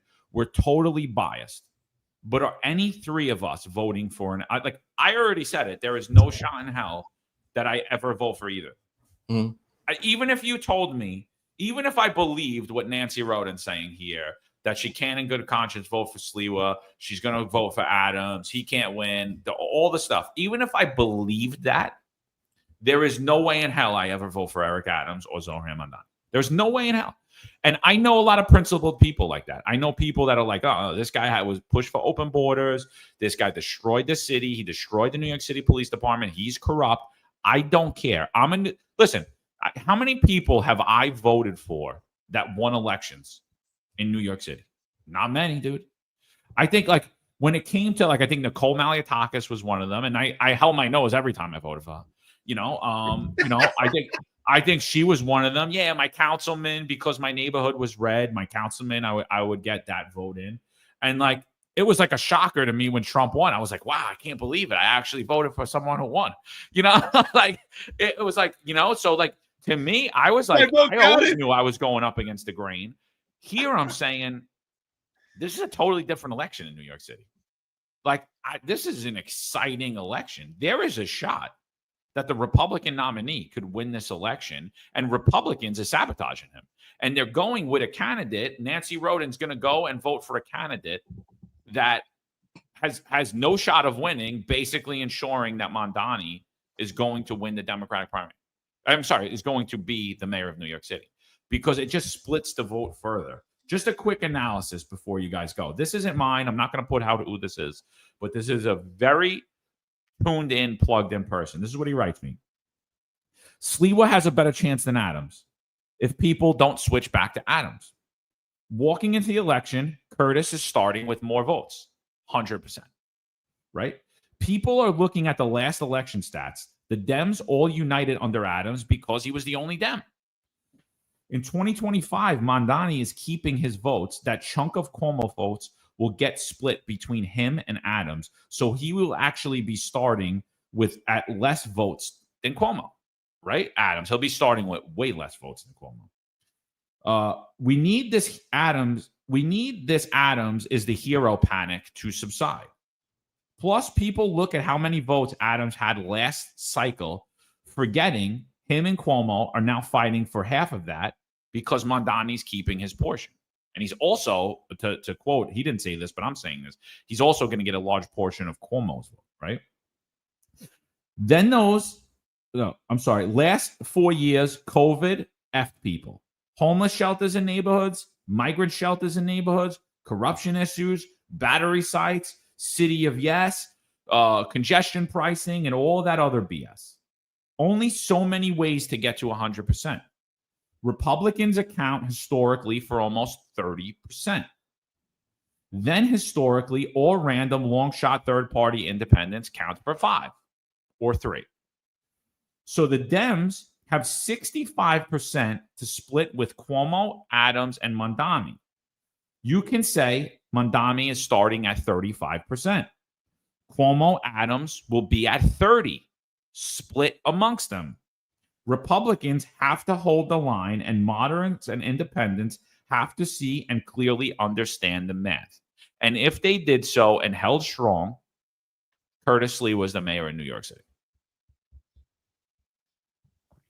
That's a very lucid thought. It's very intelligent. It's accurate. According to the numbers that we just spoke about, I think that was a great breakdown. Someone plugged in. Just as Marlon said, someone plugged in. And that's, unfortunately, those numbers are accurate, but I think the way those numbers are utilized, those numbers could be swayed towards Eric Adams. Because, again, we spoke about how young voters are enticed. Elderly voters have a stake in the game also. But it's those middle-aged voters, maybe, I know I said 40 to 60, maybe 35 to 60 years old, that are kind of left out. And it's traditional that the middle-aged voters are left out in the conversation. But especially now, I think that's where the media campaign could be pushed to, is these middle-aged voters. Like, what do you do at this point? If you are in that middle section and with this fear-mongering, maybe they could say, hey, Curtis Leawood doesn't have a shot. You have to vote for Eric Adams, because if you don't, you're getting Mamdani. And now if you're in that range of that middle-aged range, well, you might be paying more money on your taxes, where the middle-aged person who's middle class is already has more of a stake in paying a higher tax bracket. If you look at, I read a great book, Tax-Free Wealth. If you look at the breakdown, it's middle-class workers that pay the most amount of taxes anyway. So with these wealthy interests, they could push these people to sway towards Eric Adams. I think that was a fantastic breakdown, and I hope he's right. I hope he's right. But what he's basically saying is, if we're not united and we're not, Zohran Mandani's the mayor. Yes. Yes. Nancy Rodin, a major player in New York's conservative party. She says, think about how we got here. I mean, yeah, I've been saying it forever. I blame the GOP, and you guys should be working together. There should be one strong candidate. Conservatives and Republicans should be endorsing, and it shouldn't be this game. But like I've said, the GOP is ran by Democrats. The big money in the GOP is ran by New York City Democrats. So, I mean, that is unfortunately what it is. The big money in the federal GOP is run by Democrats. I mean, I'm sorry. Like, yeah, these people are registered Republicans. Yeah, these people sit there, GOP, rah, rah, rah, rah, rah, and they sound anything but conservative or fiscally conservative or anything else. They push Democrat candidates ahead, and they run elections to lose. I agree with you, but here we are, we the people, we see the game. I think it's time that we stop letting people dictate what we do and the media dictate us into fear. I'm just, again, I understand. I agree with you guys. 4 months is a very, very long time. I totally agree with you. I think that this media campaign is brilliant. whoever did it. It's hard to get people to walk them to actually see the numbers that we're putting out. But I totally don't understand. Like, again, I think, we'll be playing this video in a few months, and I'm going to be like, yeah, I'm not surprised. I'm not surprised how it turned out. It's because it's just dividing it further. Is there a possibility for an Eric Adams victory? Yes. There's also a possibility for a Jim Walton victory. There's a possibility for a Curtis Lewa victory. The likelihood is that Zohran Mandani is the mayor of New York City. Is there a possibility for Cuomo? Mike Freed, you keep saying about that you sent the video. I'm not going to play the video, but is there a likelihood that Cuomo could be the mayor? Cuomo got 350,000 votes in the Democratic primary. It is more likely at this point that Andrew Cuomo could be the mayor than anybody else other than Zohran Mandani. So I don't need to play the video. I mean, if you can't see that clear as day, the man's starting with 350,000 votes. So, so that's why the whole push is that Cuomo can't beat him. But Eric Adams, that couldn't beat Andrew Cuomo, is hysterical to me. It's laughable. Sorry, Marlon, I just want to get this out, but can we agree? I know you don't want to hear this, but the reality is, I mean, you've had your feet to the ground. So has Marlon when it comes to the opposition of this mandate, and so have I, in support of you and Marlon and all the discarded workers. But at this point, with AI and robotics coming, do you think people even care at this point?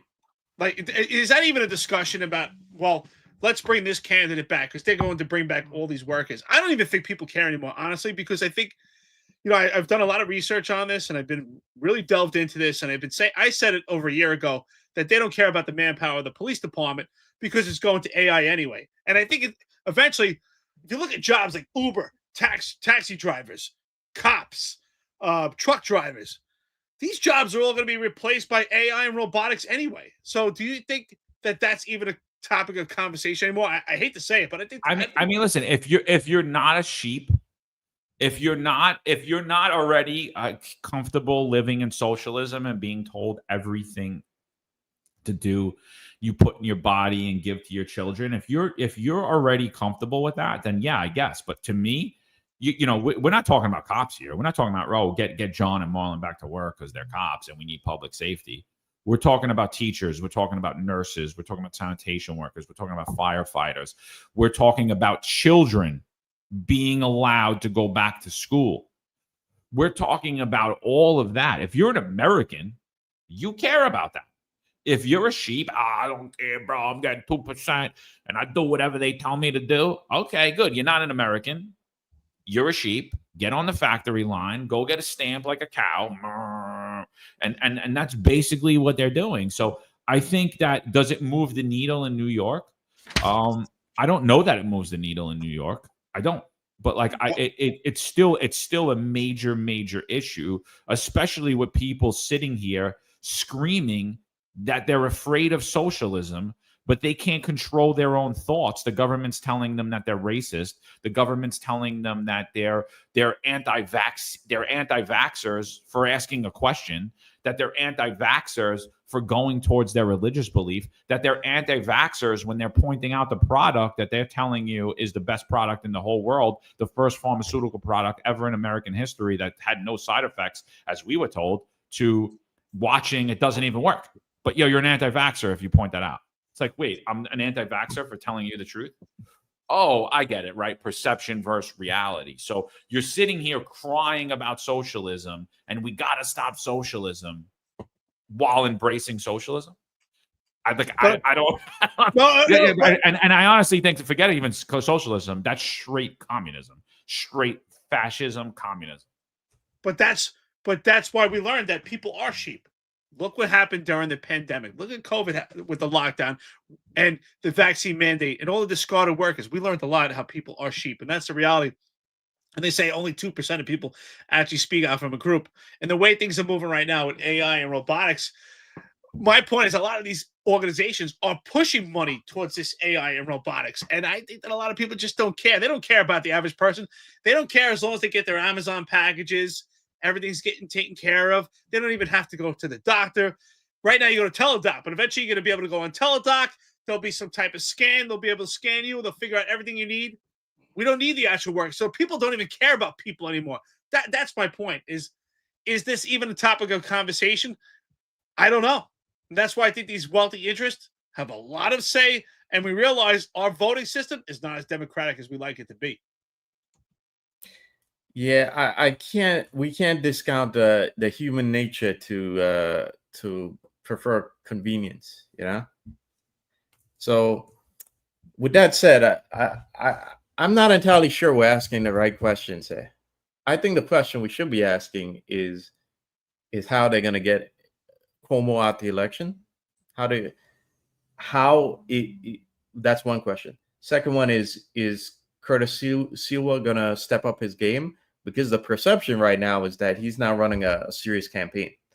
And I think that's one of the things that's preventing him from getting a groundswell of voters right now, right? Of support right now. The other question, let's do Cuomo first. Hmm? Let's do Cuomo first. Say Cuomo comes out 4 days before the election and says, I endorse Eric Adams, don't vote for me. How many votes does Eric Adams get? How much of Cuomo support do you estimate Adams gets, being the Trump back candidate? I say he gets most of it. You think so? I think so. So you think that Democrats are going to align with Trump? Well, I think Trump is gonna the whole Trump supporting Eric Adams is going to. It's going to be pushed to the background, at least until the election. I think it will. I think the propaganda is going to take center stage. The propaganda to put fear into the minds of voters right now is going to take center stage, and that the propaganda is one of the reasons why I think they have Jim Walden at a disadvantage. Because if we were in an honest election, I think Jim Walden would be getting a lot more support. But I think because there's so much fear right now, a lot of the low information voters are going to look at it like they're going to vote strictly on that fear. Okay. And but what's the majority? Give me the majority. Like, what do you think? What do you estimate? It's a guess, bro. It's not, we don't know, right? We're not telling the future here. Like, what do you think? How much does Cuomo support? 80%, 90%, what? 50%? What is he getting? I would say 80%. You think he's getting 80% of the vote? Okay. I think he would get 80%. Yeah, I absolutely do. And if I may, we have to keep in mind also that there's questions about Zohran's ability to get Black and Hispanic voters. Okay, because he only got 26% of the Black vote, and now he got the Black vote he got tends to be skewed towards younger voters too. But it's important to keep in mind that Cuomo got 59%. And who are the majority Cuomo does very well with the Black vote, 100%. Mm-hmm. And he same thing for Hispanic voters. I don't know how much Cuomo got, but I know Mamdani got like 1/3 of the Hispanic vote. Okay, and who are the majority of rent stabilized people living in rent stabilized situations? The majority of them is 70%. It's 70% Black and Hispanic. So I think we have to keep that in mind here. I'm not sure that I think if Cuomo drops out. Again, 80%. He can't drop out. It's over. He can't drop out anymore. But but he could endorse. Yeah, exactly. Going back to that, I think the question we should be asking is, how is he going to, in this case, endorse Adams in this election?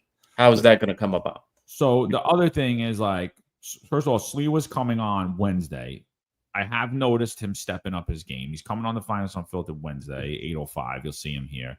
I think he has stepped up the game. And I think it's also fair to say Sleewa does very well in Black and Hispanic communities as well. They love him. The guy's a celebrity. Walk around New York City with him. The guy's a celebrity. Everybody loves him. Even people that don't like him love him. They want to take a picture with him. You know, like, so he has And by the way, he's not walking around with a huge security detail like Eric Adams, who said that if the city was safe, the mayor wouldn't have a security detail. And now he's scared to walk around on his own streets. And the cops he appointed can't walk around on their own streets either without huge security details. So we can't keep that in mind. Okay, let's say, but now let's go over to Sliwa. Sliwa, the media campaign goes. You say he gets 80% of Cuomo's vote through that propaganda. Zohran only gets 20% of that. How much do you think Eric Adams is able? How many Republicans do you believe Eric Adams could peel away from Curtis Lee? Well, if I may, I'm not saying 20% is going to Zohran.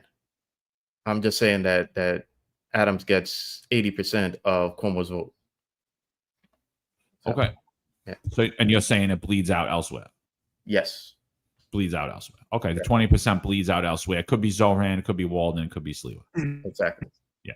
Okay, I think that Eric Adams would get 50% of Cuomo voters, and that 50% it goes back to what Marlon said about rent stabilized, because Cuomo as governor, they spent billions on housing and infrastructure, and a lot of his mayoral campaign, he didn't do much campaign, but a lot of his stuff behind the scenes running as mayor is putting money towards low income and infrastructure.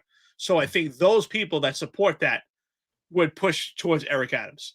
When we talk about the rent stabilized, I think that those people would go towards Eric Adams, and a majority of them are black and brown. So I do think that is where half of those voters would go. I'm not sure if it would be 80%. Marlon, I got to push back. I think it would be half of them. I think the other half might go to Mamdani because for that same reason, because they push for rent stabilized and low income. Kind of the same thing when it comes to rent stabilized for Mamdani. So I see a split. I see a 50-50 with Cuomo voters for Eric Adams and Mamdani. I don't see them splitting to go towards Curtis Sliwa. I see them split for Mamdani and Eric Adams for those reasons, because when it comes to low income housing and infrastructure, and a lot of the money spent by Cuomo was just for that. Now, when it comes to Sliwa, I think that because of this push from Trump and Blue MAGA, I think you can even sway more than 20%, unfortunately. That's why it's so important. Yes, Sliwa is a celebrity in New York City, but he still has to get his boots on the ground, and he can't rely on that because people have to take him seriously. They have to look at him as not as an entertainer, not as a New York City kid, not as a long-life New Yorker, but they have to look at him as a politician that can actually get things done. You know, as Eric Adams says, get stuff done, they have to look at Sliwa in that sense. So if he gets his boots on the ground and maybe removes the beret for a while and just they see him in a different light, you know, figuratively speaking. What's up with the beret, dude? Like, why is everybody like? I don't particularly love it, but how is this a talking point about politics? Is this a popularity contest? Like what's the obsession with everybody in Curtis Sliwa's? Well, I just said figuratively speaking. I don't mean physically remove it. Figuratively speaking, what it says is he has to remove just being part of the Guardians. He has to show that he could be the mayor of New York City, and people need to see him in a different light, not just as someone who's entertaining, not just as a talk show host, not just as a celebrity. I think they need to see him, and he needs to talk about his policies and what he's going to do for the city. That's what I mean. I mean, figuratively speaking. No, I know. I got what you're saying, but I'm asking, like, what do you think people's obsession with the beret is? Like, what is that? Like, I don't particularly like it. I wouldn't wear it. I mean, again, I grew up in the city. I remember Curtis Sliwa being a kid when I was on the streets. I remember seeing him in my neighborhood all the time and on the trains. So like the beret's not really a thing for me. It doesn't bother me. I wouldn't wear it. I don't traditionally wear hats unless I'm at the beach. Like, but what do you think the obsession with everyone? Like, I see it a lot from Republicans. He's got to lose that stupid beret. Like, what is that? Well, it's exactly what I just said. I say it figuratively speaking, but for some people, it is they see things as black and white. So when he's wearing the beret, I think they see him as, it's almost like an actor, right? I would say when certain people, they act in certain roles, they can't remove from that and play other roles. They're locked into that role. And I feel that when he wears that beret, it locks him into that role of being this guy that's loud and boisterous and kind of a showman. And I think when, I say figuratively, but actually removing the beret so they could see him as the guy in the suit and tie. And it's unfortunate, but appearance means a lot. Yeah, if he ran a better campaign, it would work, but he's already behind right now. So I don't necessarily have a problem with it, but I think it contributes to the perception that he's not running a serious campaign, especially this late in the game.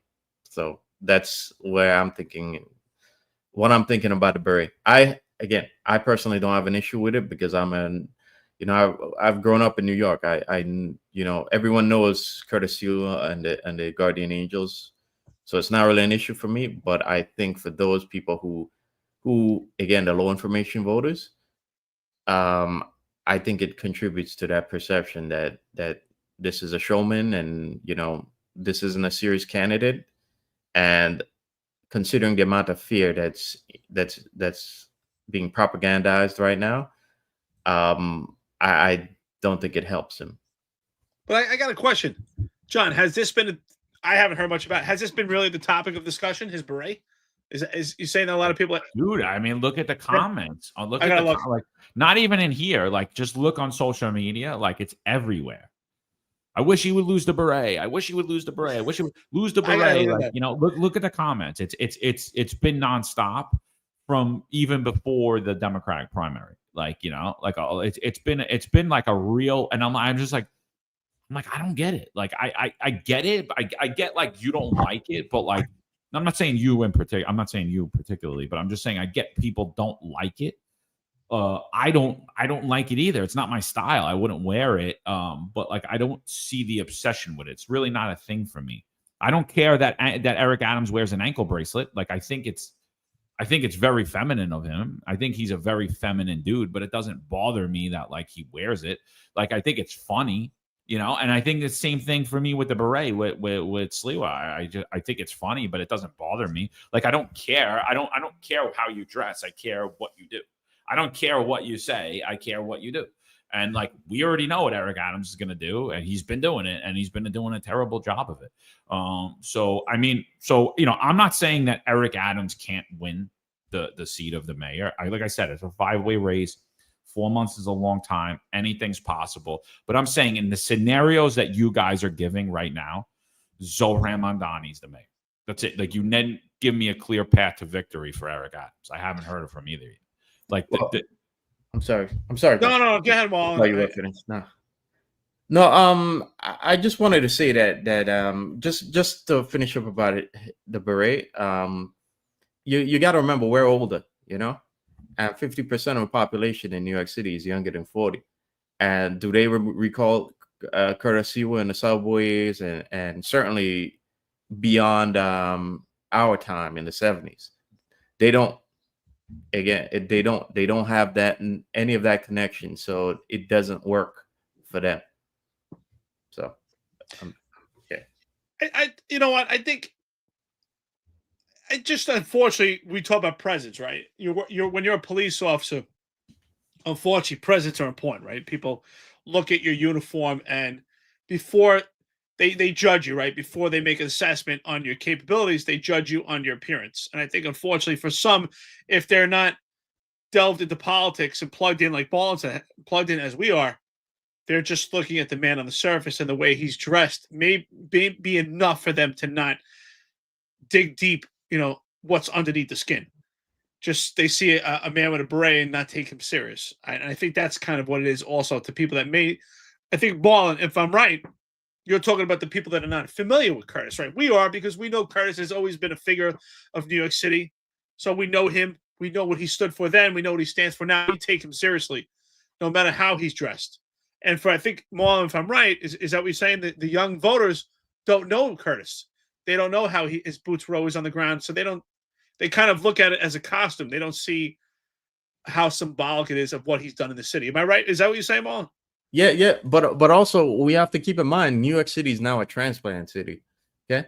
A lot of the older folks who grew up New Yorkers are no longer here. You look at those parts of New York City that voted for Zohran. Those parts, the people who live there now are not the same people who were there, say, 15, 20 years ago. It's not. Those areas have become hubs for transplants and certainly they're most definitely younger people as well. So we have to keep that in mind. Yeah, but like the thing, like everyone's like, oh, Sliwa doesn't look the part. He's got a disheveled suit. I mean, do you guys remember Eric Adams before he started taking foreign money and bribes? Do you guys? I remember him, beat up BMW, disheveled suit, fat as hell. Like I remember that Eric Adams. That's Whenever I see Eric Adams on the stage, that's the Eric Adams that I remember. Before it was okay to accept bribes. Now it's okay, right? You could take bribes as the mayor in New York City. You could wear fancy suits that you don't pay for. You could get your eyebrows threaded. By the way, I get my eyebrows threaded, so I'm not, I'm straight as they could be. I don't do it often, maybe once or twice a year, but I don't get it. Like, people are going to give that appearance. Yeah, does Eric Adams gives that appearance of exactly what he's saying, that Zohran Mandani is, a snake oil salesman. I've called him that a million times, right? We've made memes about Eric Adams as a snake oil salesman. Say what you want about Curtis Lewa, say what you want about Curtis Lewa. You can say anything you want. Here's the fact. The guy's been out on New York City streets every day. He rides the subway in New York City. Eric Adams is a phony. He lives in New Jersey. Zohran Mandani is a billionaire. Jim Walden is a very competent guy. Andrew Cuomo, another snake oil salesman. What we're talking about is the race and potential for winning. And that's it. So I think, we went real long on this segment. I know we want to touch on the Pride Parade and the events that happened there before we get out of here. Anything before we finish up on this? No, I just want to say that I don't think that Curtis should have to change, but maybe certain events, maybe he could just give just show up in a suit just so people see Curtis in a different light. And then he can, when he's out in the streets, and he's entertaining and he's doing showman stuff. Yeah, go out with your beret, but maybe just to get those people that don't know Curtis to go out in a suit, just so they can see below the surface and actually listen to him. For some people, unfortunately, that becomes a barrier. They can't see past, for them, what is a costume. We know it's not a costume, but for them, it's a costume. They can't see past it to really learn who Curtis is. I think we brought up some great, valid points here. Like you said, we're almost 2 hours and 10 minutes into it. Please like, share, and subscribe. I really appreciate the chat. Very engaged today. If you agree with some of the stuff we're saying, please put it in the chat. If you think we're wrong, these are just assessments. And I think ultimately, John, you're right. Based on the numbers, I have to say you're right. You are. There's no doubt about it. I think Marlon agrees.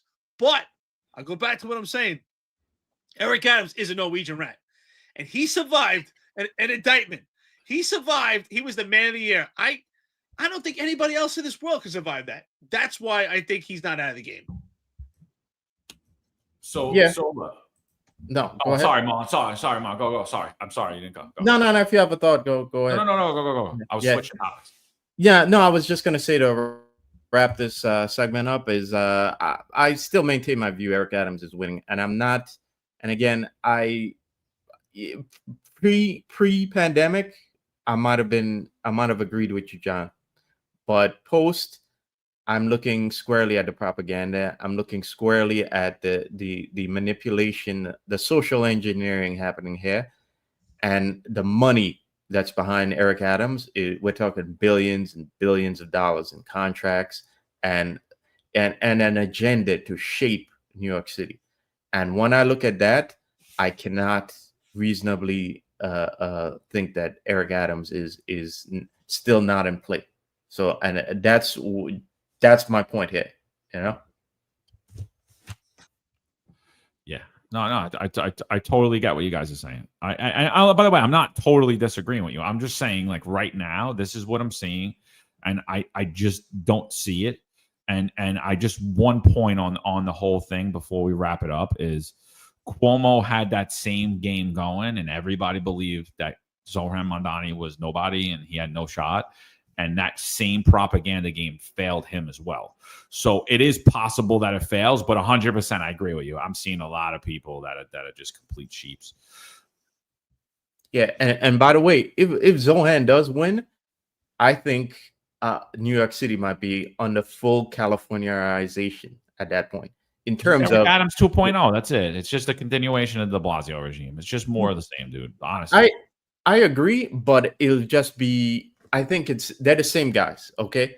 But the difference is it's fully in your face at that point. That we're fully under West Coast style. I'll be right back. 2 seconds. Sorry, I'll be right back. Sorry, 2 seconds. Yeah. That we'll be fully under West Coast style like like no more the blue collar workers, but more so left coast politics at that point. Whereas in the past, that's those same politics again comes through the back door with Eric Adams, but with Zohran, it's front and center and right in your face. And I think if he wins, we're fully going to be on our way to becoming San Francisco at that point. So I think that's a great valid point. I think you're absolutely right. We're moving away from New York politics, but you can see, I think what I'm saying is right, and I really stand behind that it's not necessarily a democratic process anymore. It's the wealthy individuals and organizations that have interest that really turn these elections. Yeah. And that's why I think Eric Adams still has a shot, which is why I say he's a Norwegian rat and could survive anything, because with the right interest, and we know what the interests are, not just Trump. Yes, there's a big push by Trump, but there's other real estate developers that are involved in this economic wheel with these hotels and this immigration process in New York City, with this sanctuary city, that have a vested interest that can push enough money to get Eric Adams. And 4 months is 120 days. That's a lot of time. 120 days. Not an attorney, but an election process. Yeah, you know what? With that being said, we're going to go into our next topic. I think it's a hell of a topic. It's really interesting also. We learned there was some violence that happened there. John, I'll let you put up on the screen, and I guess we'll get into it. Yeah, so you heard it here. Eric and Marlon are supporting Eric Adams. No. Dude, my phone's gonna. They're under the spell. You heard it. You heard it. Only because, you know what? He's a content machine. He's great for his podcast, and I want to get him on here. And don't forget, he was the Finest Unfiltered 2024 Man of the Year. So I mean, we can't discount that. he might be 2025 now, too. Marlon, I'm waiting for the meme with a picture of a Norwegian rat. So. Shit. All right, so a couple of things about the Pride Parade yesterday. A lot of violence. Someone got stabbed in the face. 2 people got shot. 1 people got shot in the head. 1 people got shot in the leg. All sources in the department, understaffed. It's the lack of overtime. It's the abuse. It's the cops that they have out there tired, with low morale, and honestly, the inability of the people appointed to run the show. That their planning is awful. The way they're staffing these things are terrible. And a lot of the violence is being blamed on the Adams administration. And in particularly the people he appointed to run the New York City Police Department. And it ain't all hunky-dory like the New York Post is telling you. So what do you guys think about that? That we've all done the Pride Parade numerous times. To me, I always hated doing it because it was the longest parade out of all of them. I don't really, we got a lot of stuff there. There's a lot of nonsense, but I don't think I've seen it like where it's been violent other than these past 3 years. It's just it just keeps ramping up to more violence. Am I wrong? What do you guys think about that? No. Brother, you're spot on. I worked the Pride Parade many times, and not just the big Pride Parade. There's other small Pride Parades that I've worked. I think there's one in Staten Island. There's a couple others I've worked, and typically they're long, they're drawn out, they're exhausting for the cops working it. People are doing some wild stuff, but not. I've never seen any violence. Honestly, I've never seen any. And I can say that. I'm not saying there isn't any, but any parades that I've ever worked at with the Pride parades, the big one and the small ones, I've never seen any violence. I've seen some, maybe some like fist fights, right? Like I've seen fist fights. I've never seen anyone get stabbed or shot. Like I've seen fist fights. Like I have. Maybe I'm desensitized. Yes, fist fights. I don't consider that violence in a sense where, stabbings and shootings, anything like that. Yes, I've seen squabbles. I've seen arguments, seen things get heated. Yes, but I've never seen any gun battles or stabbings. Thank God. I never, I always, when I worked parades, I always looked to see if I could find someone with a firearm. I never saw anything like that at these Pride parades. It's shocking. And especially what happened this year, we have someone shot and killed at the parade. That speaks volumes, especially in comparison to the observations that I made. I don't remember. Honestly, it was a wild time, but not violent. Yeah. Yeah, I've never actually done the gay pride parade. I've always They just I've gave you done the the day. Well, no. never. I'm You, just kidding. you know what happened? Usually that parade would go quickly, and people wanted to work it because it was like an easy day, like the ones And I you made got money. were Made yeah. overtime. Well, it was a long day. Like that was Good why point. it was a long point. day, and it was a fun day. Like people were like, yeah, it's Yeah. fun, Yeah. Yeah, People, yeah. I like your head. You're so handsome. Like, oh, got it. Oh, John, you eat that up, huh, John? Is that the thing you were wearing your ankle bracelet? It's like, damn, that guy's got good taste. Yeah. Yeah. I got it's a good time. all the crappy ones, Like I had to do the 18-hour one and the Harlem one, the African American Day Parade, where 7 people were shot in like 20 minutes, and I had to do a traffic post for 18 hours. Yeah. And the West Indian Day Parade, but that was fun in the 7-7. But you weren't worried about the violence, right? You just knew you worked it. Like that wasn't on. Like you didn't think like compared to West Indian Day Parade or other parades like Puerto Rican parade, you weren't thinking about violence. Like, it was just working. No. I've never heard of violence like that. It's crazy that that's becoming like a West Indian Day Parade now. Just as the violence is kind of being tapered down a little because I think somebody got killed there in September last year. But it's crazy that this is happening now. I'm curious to see what the city's response is going to be like going forward, because they've been overly sensitive to the demands of that parade. So are they actually now going to put on the same restrictions that they put on to the West Indian Day Parade? Well, I mean, look at the West Indian Day Parade, though. I mean, like their response to it is the same, right? We had 2 people shot. I'm sorry, there was multiple people shot on the West Indian Day Parade on the parade route, where it could have been way worse than what it was. And Eric Adams came out and said, "Yeah, we did a great job. It went according to plan." Like this is what it is. Like this is what it's been. It's like no, everything's good. That lady got pushed in front of the train. There's only 6 felonies a day. What do you want me to do? It's your perception. It's not everything's all right. Don't worry about it. And they're gonna completely turn a blind eye onto this, and they're gonna push the propaganda out. I was really annoyed yesterday, dude. I was at the beach a lot yesterday, and then was just hanging out with the family, like playing games or whatever with the kids, and I was really, really annoyed with the propaganda about the about the Pride Parade. Like Jessica Tisch comes out.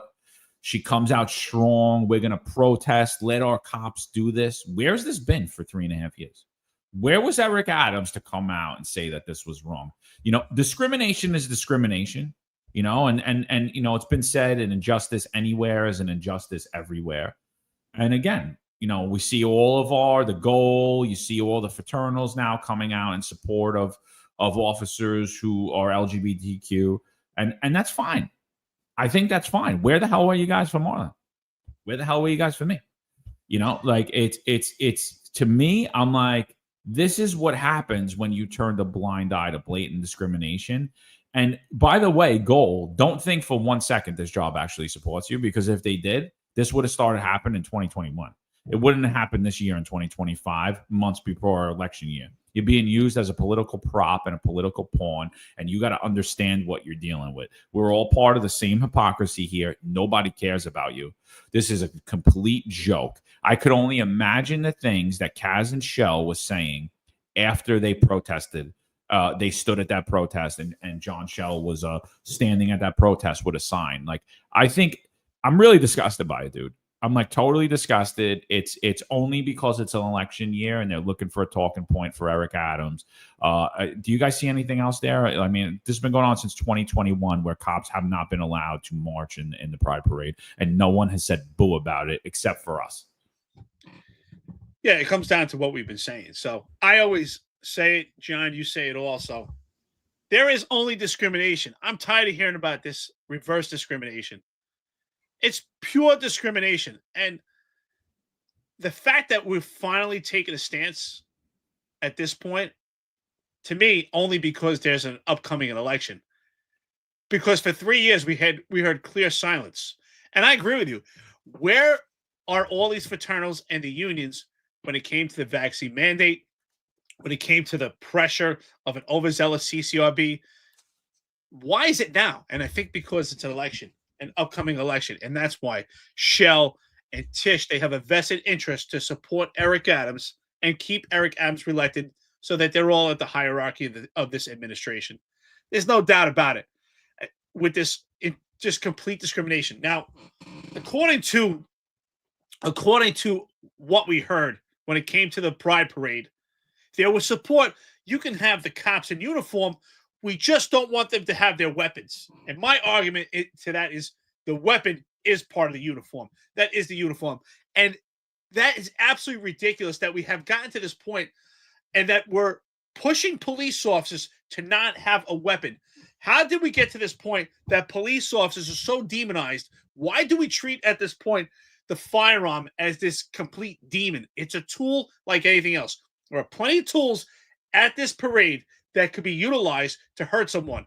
A vehicle, a sign, all these items that people are holding are used for a specific purpose, but if used improperly, could be a weapon. But we always we have people that look at as the firearm as some demon, villainize the firearm. The firearm is a tool like anything else. It's a fantastic tool if used improperly. But again, it just shows the distrust in the police officers, the way they're being treated. This is not about discrimination towards gay. This is just about complete discrimination. I have a question for you guys. Do you think it's election year politics that this was brought up, or was it more a case of what happened? On the what day did it drop on Friday? The allegation, the sexual harassment allegations that were brought up against a Lieutenant Headley, or former Lieutenant Headley, because she's now since been demoted back to sergeant and now in the 5-2. I found it very curious that this became that Tish put out that letter, at this point, because we heard that she didn't exactly have a good weekend when that dropped. So when I saw this, I kind of wondered if this was kind of her trying to steer the media away from that, or whether like John brings up a good point that I didn't initially think of, and that it was election year politics. But I thought as well that the timing was very curious about all that, considering again. Well, I've been saying that. I think I don't believe in coincidence. I do think that is a contributing factor. I think that a majority of the promotion for this parade and the support is because this is an election year. But I do think also it was perfect timing to utilize this as a deflection from that case, right? Because that case does involve a lesbian relationship. So I do think it is some deflection from that. I mean, it is getting some media attention, but I think particularly with this, I think it's more about the election. Yeah. John, what are your thoughts? Okay, Marlon, sorry. No, I'm sorry. And mind you, where are you on this goal? Sexual harassment, it's a problem for everyone, right? So when you're going to speak up for that? I wrote an article on that whole scenario, and I don't know what's right or wrong on it, but obviously, regardless of how that lands and who's the aggressor and who's the victim, I think what we could see is there was clear unprofessionalism by all of the NYPD, right? Like to not properly handle that situation properly. So I think the bigger thing here is that it's an election year, and I think that's what this is. I think you see clear as day. Here's Adams with his flags. You see the whole team there. There's a Tish, and by the way, do you guys ever remember a mayoral authorized, police commissioner authorized protest by members of the NYPD? Because I think that this is an historic event. I don't think this happened anytime. Look here, watch Kaz. Look at this. Look, making fun of the sign. Kaz rips it out of his hand. This is who you got. Incompetent children with his Kaz hat. Let me just go back to that one more time. Look at that sign. Look at that sign. Look, here's Adams. Let's play the volume. Excuse me, guys. Excuse me.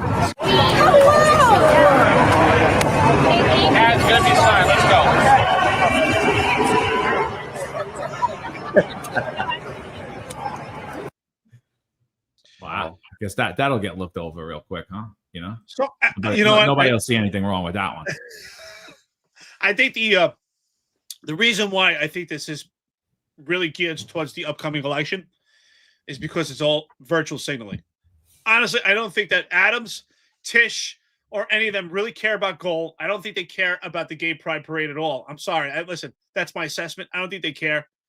I think it's just virtual signaling. And again, I agree with you, John. They should not be protesting there.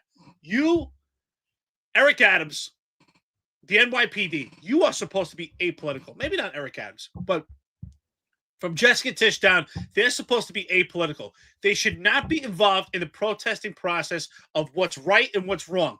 Their job is to enforce the law and keep the peace. Keep the peace. That's the bottom line. It should be about what do we need at this parade to make sure that it's peaceful and everyone is safe. As far as whether the uniforms should be marching with their firearms or not, that's an issue for the unions to fight, not for Jessica Tisch and not for Eric Adams. To me, it just shows that the NYPD is no longer apolitical and extreme amount of virtual signaling. I see as complete virtual signaling. Marlon, I agree. It could be some deflection from this case with Healy. Yes. But I think the overwhelming theme is virtual signaling for Eric Adams. Yeah. I have to think about it. In the back of my mind, it's still there because I don't believe in coincidences, So. Me neither. I agree. But Well, I think it's convenient on both parts, right? Like I think it helps you a lot. It helps you like deflect from that media, But again, it just shows, people report things to the Office of Equal Opportunity and it doesn't get handled properly. People report crimes to the NYPD's Internal Affairs Bureau and the Equal Opportunity Office, and it doesn't get handled properly. And it's, it just continues to happen. It's just more of the same. It looks like pure corruption to me, other than just they're completely incompetent. There is the incompetent part in there, right? We played you that 911 tape the other day. So there's definitely that big twinge of incompetence and people are inept in their positions, but there's also a lot of corruption that comes in there too. So I think, does this deflect from it? I don't know that it does, but it definitely changes the conversation off of that. But it looks good on Adams coming into an election year also. But again, to me, when I look at that, it looks horrible on them because I'm like, wait, you guys, how long you been in city government for, Tisch? How long you been in city government for, Eric Adams? So you just realized that cops can't march in the Pride Parade without their firearms, and that's a great point, John. You just realized it? Like this has been going on since 2021. I've been saying that this is insane. That if I was the police commissioner or the mayor, when they did this in 2021, what I said is, if we had a real mayor, if we had a real police commissioner, I would have said, no problem. You're not getting a license to march down Fifth Avenue. And if you think you're going to do it, we're going to lock you up. Because you're going to, we don't accept discrimination here. We're allowing you to have this detail. Our officers are going to march. And guess what? This would have been solved in 2021. Nobody would have even known about it. The goal would be marching in the parade from 2020, 21 on. The problem is we have no leadership in New York City. And I just want to say that case with Healy, the lieutenant that just got demoted, has nothing to do with her being gay. That case has zero to do with them being gay. The point of that case and the argument that we're saying here, and that's why great article, John, is that it's a complete frat house at One Police Plaza, just completely unprofessional. And that case highlights the tiers we talk about. That there are separate tiers in the police department. There's tier 3, your general population. There's tier 1, where you're part of the hierarchy of the NYPD. And then there's tier 2, who's connected by nepotism. And this case highlights that. Highlights that there's different tiers. It highlights that there's hypocrisy. It highlights that there's a different standard of discipline. This case highlights all those factors, and that there's no system in place in the NYPD for allegations of sexual harassment. That still, they have not figured out how to get to the root cause of the problems, how to stop it. What are the ramifications? In this particular case, the only reason that there was a knee-jerk reaction, that knee-jerk reaction was to have Healy demoted, was because this got out in the media. That was the only reason. But yet, if you look at the case with Mandani, which is actually even far worse, Mandani retired into bliss, and yet this girl just got demoted. I'm not saying she did right or wrong. These cases are really tough to prove or disprove. But apparently, this is not her first case, what we're hearing. So apparently, there's a pattern, and apparently there are, from what I hear, and from Sal Greco's post, there are women independent from each other that have made claims against Healy. So the point, and I say, is they're tough to prove or disprove. But what are the measures the police department takes to prevent these type of things? And how could they take any measures when Mandani himself and other high members of the police department and this administration are involved in allegations themselves? Yeah, just one thing before you go, Marlon. Ron Layson says, I do think the PC should support them in this situation, but I can't deny the timing of the support. Well, I'm going to say right now, I don't think that she should. One, I've attended numerous rallies in New York City as it related to discrimination, particularly of civil rights and religious freedom, and the First Amendment. And I haven't seen Jessica Tisch at any of them. So she's going to choose which is discriminatory and what's not. She's basically saying, oh, well, I agree with them here, but I don't agree with John's stance. So, okay. So you're not but you're a political organization. You're playing politics. So it's either you're showing up for all or you're showing up for none. And this is all politics, and it's absolutely wrong. And to me, it's electioneering. And I honestly think if we had a system in place, Eric Adams and all his little cronies would be locked up for electioneering, because this is exactly what this is. Kaz's account Kaz's social media now has become an account, a taxpayer-funded account to campaign for Eric Adams. That's all it is. I mean, look at it. It's electioneering in its truest form. Eric Adams has weaponized all of his agencies to campaign for him. I mean, it's completely illegal. It's completely wrong. I don't know why we're paying for it. And then on top of it, he's got the big money behind him doing all this stuff. So it's, I think it's completely wrong. And again, where the F were you in 2021? Where were you? Where were you? Eric, where were you? I don't think, Ron Layson, my brother, I love you, but I don't agree. I'll go back with the stance I said earlier in this conversation. I think that Jessica Tisch, maybe not Eric Adams, when it comes to this, he can get involved in the political process. I do think he can. But when it comes to the police commissioner in the NYPD, I think they need to remain apolitical, and they should stay out of this conversation. Just completely stay out of the conversation. They should just, again, go back to what I said, enforce the law, maintain public safety, and make sure everyone's safe. Whether they're pro-gay or not, or the virtual signaling should not happen from the police department at all.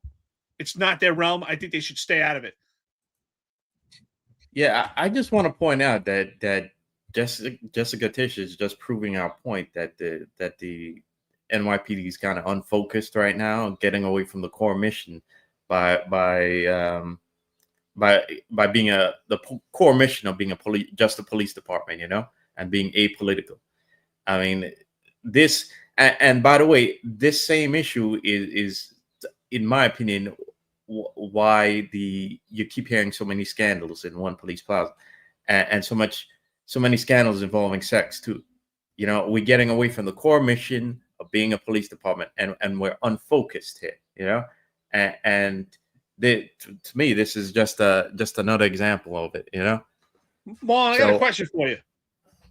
Because let's be honest, Jessica Tisch is intelligent. She's not an idiot. So is it they're unfocused, or they're purposely trying to misdirect the attention and the information? That's why I say it's part of the election process. I think Jessica Tisch is intentionally trying to misdirect information and gaslight and get involved in this process of virtual signaling because of the election process. I think she's well aware of what they're doing. And it's not about focus. I think they're purposely misdirecting the attention and the focus. Well, I agree, but if the department was focused, we would have responses. We would have had appropriate responses a long time ago for either one of these incidents. Okay, and they wouldn't have to. There would be no need to kind of divert the discussion by doing that right now. And again, let's also remember that I mentioned last week about Chief Henderson being asked to leave, and I think it needs reminding that Chief Henderson is the chief of Brooklyn North, where a lot of these allegations took place at. So, and he himself also has similar sexual harassment allegations on him, again, in a vein of Madrid. So my point here is just that we have a police department that's like unfocused, we're a progressive community organization promoting this cause and that cause. And maybe if we were focused, people would be more concerned with doing their job rather than on duty booty in whatever department facility they work in. Yeah. 100%. And Benny Boy, ranked choice voting is only in New York City primaries. It is not in the general election. It does not come into play here. So just for that. All right. Anything else before we get out of here? We've been going 2 hours, 35 minutes. You guys got anything before we wrap up? No, I think this is a good question here. From KB in New York City. Would Ray Kelly, Bill Bratton ever join a protest while PC? No. And that is the difference. Would they do it now if they were under Eric Adams? That's a good question. It shows you how much leverage the mayor has in this process, which is why John and I have been saying for years, maybe the police commissioner needs to be an elected official rather than appointed, because this electioneering we see for Eric Adams is unethical, and this virtual signaling is just completely improper, and it's not fair to New York City residents. Discrimination is just that, discrimination. I just, what's funny, John? I'm trying to, I got to find the article if you saw it, but talk about discrimination. And you talk about how Italians are being discriminated against. And I saw an article, I don't know if you saw it, a cop in a town in New Jersey called Hohokus. You ever heard that? Hohokus? Yeah. I know where it is, but I don't. Well, a police officer just made an allegation, and he's suing the police department for being discriminated against for being Italian. So if you get a chance, take a look at that. I think it's quite interesting. I think he's got about 20 years on the job there. So my point is there is discrimination going on, and unfortunately, discrimination against whites, Italians, you don't hear about. In a case like this, just complete virtual signaling. And I just think it's not a place for the police department. Whether it's not focused or intentional, it's wrong. Just discrimination is wrong on any level.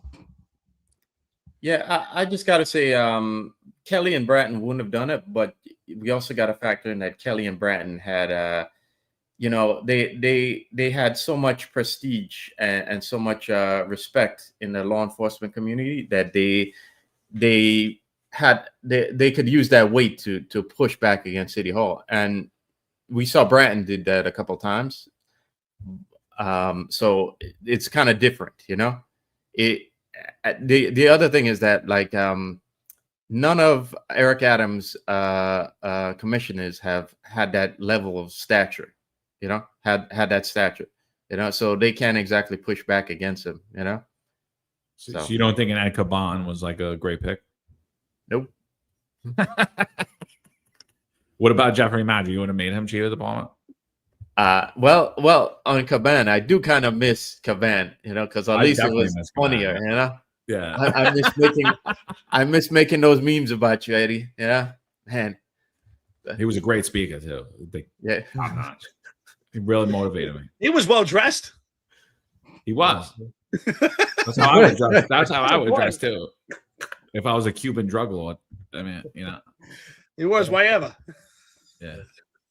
He started the embroidery, right? Remember, he had the Cuba Vera. He did. Embroidery Cuba Vera. That was hot. Who would have known the Caban was a pioneer? That's still my favorite police shirt of all time. I'll rock that right now. Give me it. I'll book a trip to the Bahamas, Puerto Rico, wherever. St. Thomas. John, you could favorite Aruba. You should take your Sergio Tacchini shirts, and those you can embroider. That's what we're going to do. I should embroider them, right? The finest unfiltered on a Sergio Tacchini shirt. Actually, it might look good. Founder. Nah. No, the department should start selling some of those shirts. Make some of that money. Get rid of Police Foundation. You don't need it. Speaking of merchandise, Get some of to those the shirts chat, in stores. the chat, friends and listeners, you need a cup of coffee when you watch a show. We still have mugs on the site. So get the mug, show people our brand.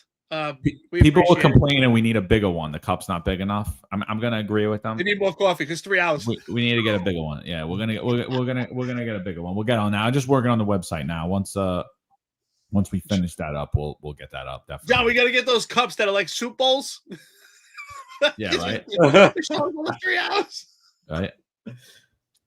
So, all right, yeah. So, listen, Wednesday is going to be a good show. We're going to have Curtis Lewa on. I'm looking forward to that. New York City legend. My opinion, as it sits right now, he has the best chance to beat Zohran Mandani out of anybody.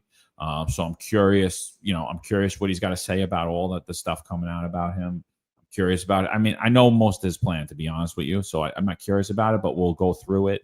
He'll have his opportunity to say it, and we're going to conduct the interview the way we always conduct interviews. It's their show, so I'm looking forward to it. And like I said, I remember Curtis Lewa since I could remember, out there on New York City streets protecting the subways. So I'm a big fan of Curtis's. I understand some of the criticisms about him, and we're gonna talk about that. So I think that'll be a good show. So for those of you that just joined us today, we had about 11,000 people in here. Do us a favor, like, share, subscribe, click the notification bell. If you're following us on Instagram, we cannot see your comments. Go over to YouTube at the Find Us Unfiltered to watch shows in the future. Like, share, subscribe, hit the notification bell. Same thing if you're on X, go over to our YouTube channel. But we appreciate all you guys coming on. And, that's what we're doing here. We're just giving open talk, open environment. Eric Adams, very well aware of the show, watches the show a lot.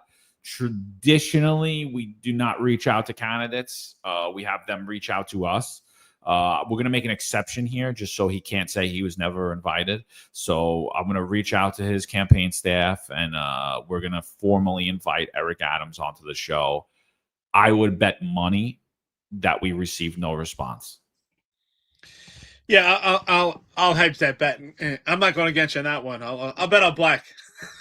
His favorite police podcast, and he's not going to come on. I can't believe it. Well, listen. This day and age. No, there's no way. Yeah, listen. Almost 2 hours and 45 minutes into it. I want to thank friends and listeners. I want to thank the chat. A lot of great engagement today, as always, especially on a topic like this. We went a little long today, but I think it's necessary. There's a lot of information to go on. You don't have to agree with us. If you agree with some of the stuff we said, leave your comments. If you don't agree, leave your comments. Also, this chat, friends, listeners, and opposition, extremely important to this podcast. As always, thank you, John and Marlon. I appreciate it. We got coming up for you tomorrow, of course, Tuesday, Sal Greco. He'll be going over some politics as always. Be prepared. Wednesday, we'll be back in the morning, John and myself. And, of course, Wednesday night, you have the executive perspective. And if everything goes well, we may have an upcoming show for you also coming up soon. With that being said, thank you, everyone. Marlon, I appreciate it. Closing thoughts. No, everyone have a good day and try to stay cool. Just as we were here, the temperature shot up. So everyone try to hydrate and stay cool. Be safe. Yeah, that's it. Tomorrow we'll be at Sal Greco's show, 13:05 or 1:05 p.m. Eastern time. Check them out, and followed up by us coming back at you with Curtis Lewa and the executive perspective on Wednesday at 5:05 p.m. I got it right for the first time. 17:05 or 17:05 p.m. Yeah, your military time, right? Yeah. No, I keep messing up. Yeah, I keep messing up. Between 5:05 and 17:05. I keep messing it up. I don't know what the hell's wrong with me. But all right, peoples, Find Us Unfiltered. Be back at you. There's a handful of retired officers that don't live in the state that have a lot to say about the dream team, as I like to call it. All of a sudden, they retire and have a master plan on how to fight crime, but nothing to contribute when they were here. They want to come back and be part of the dream team. What can I say?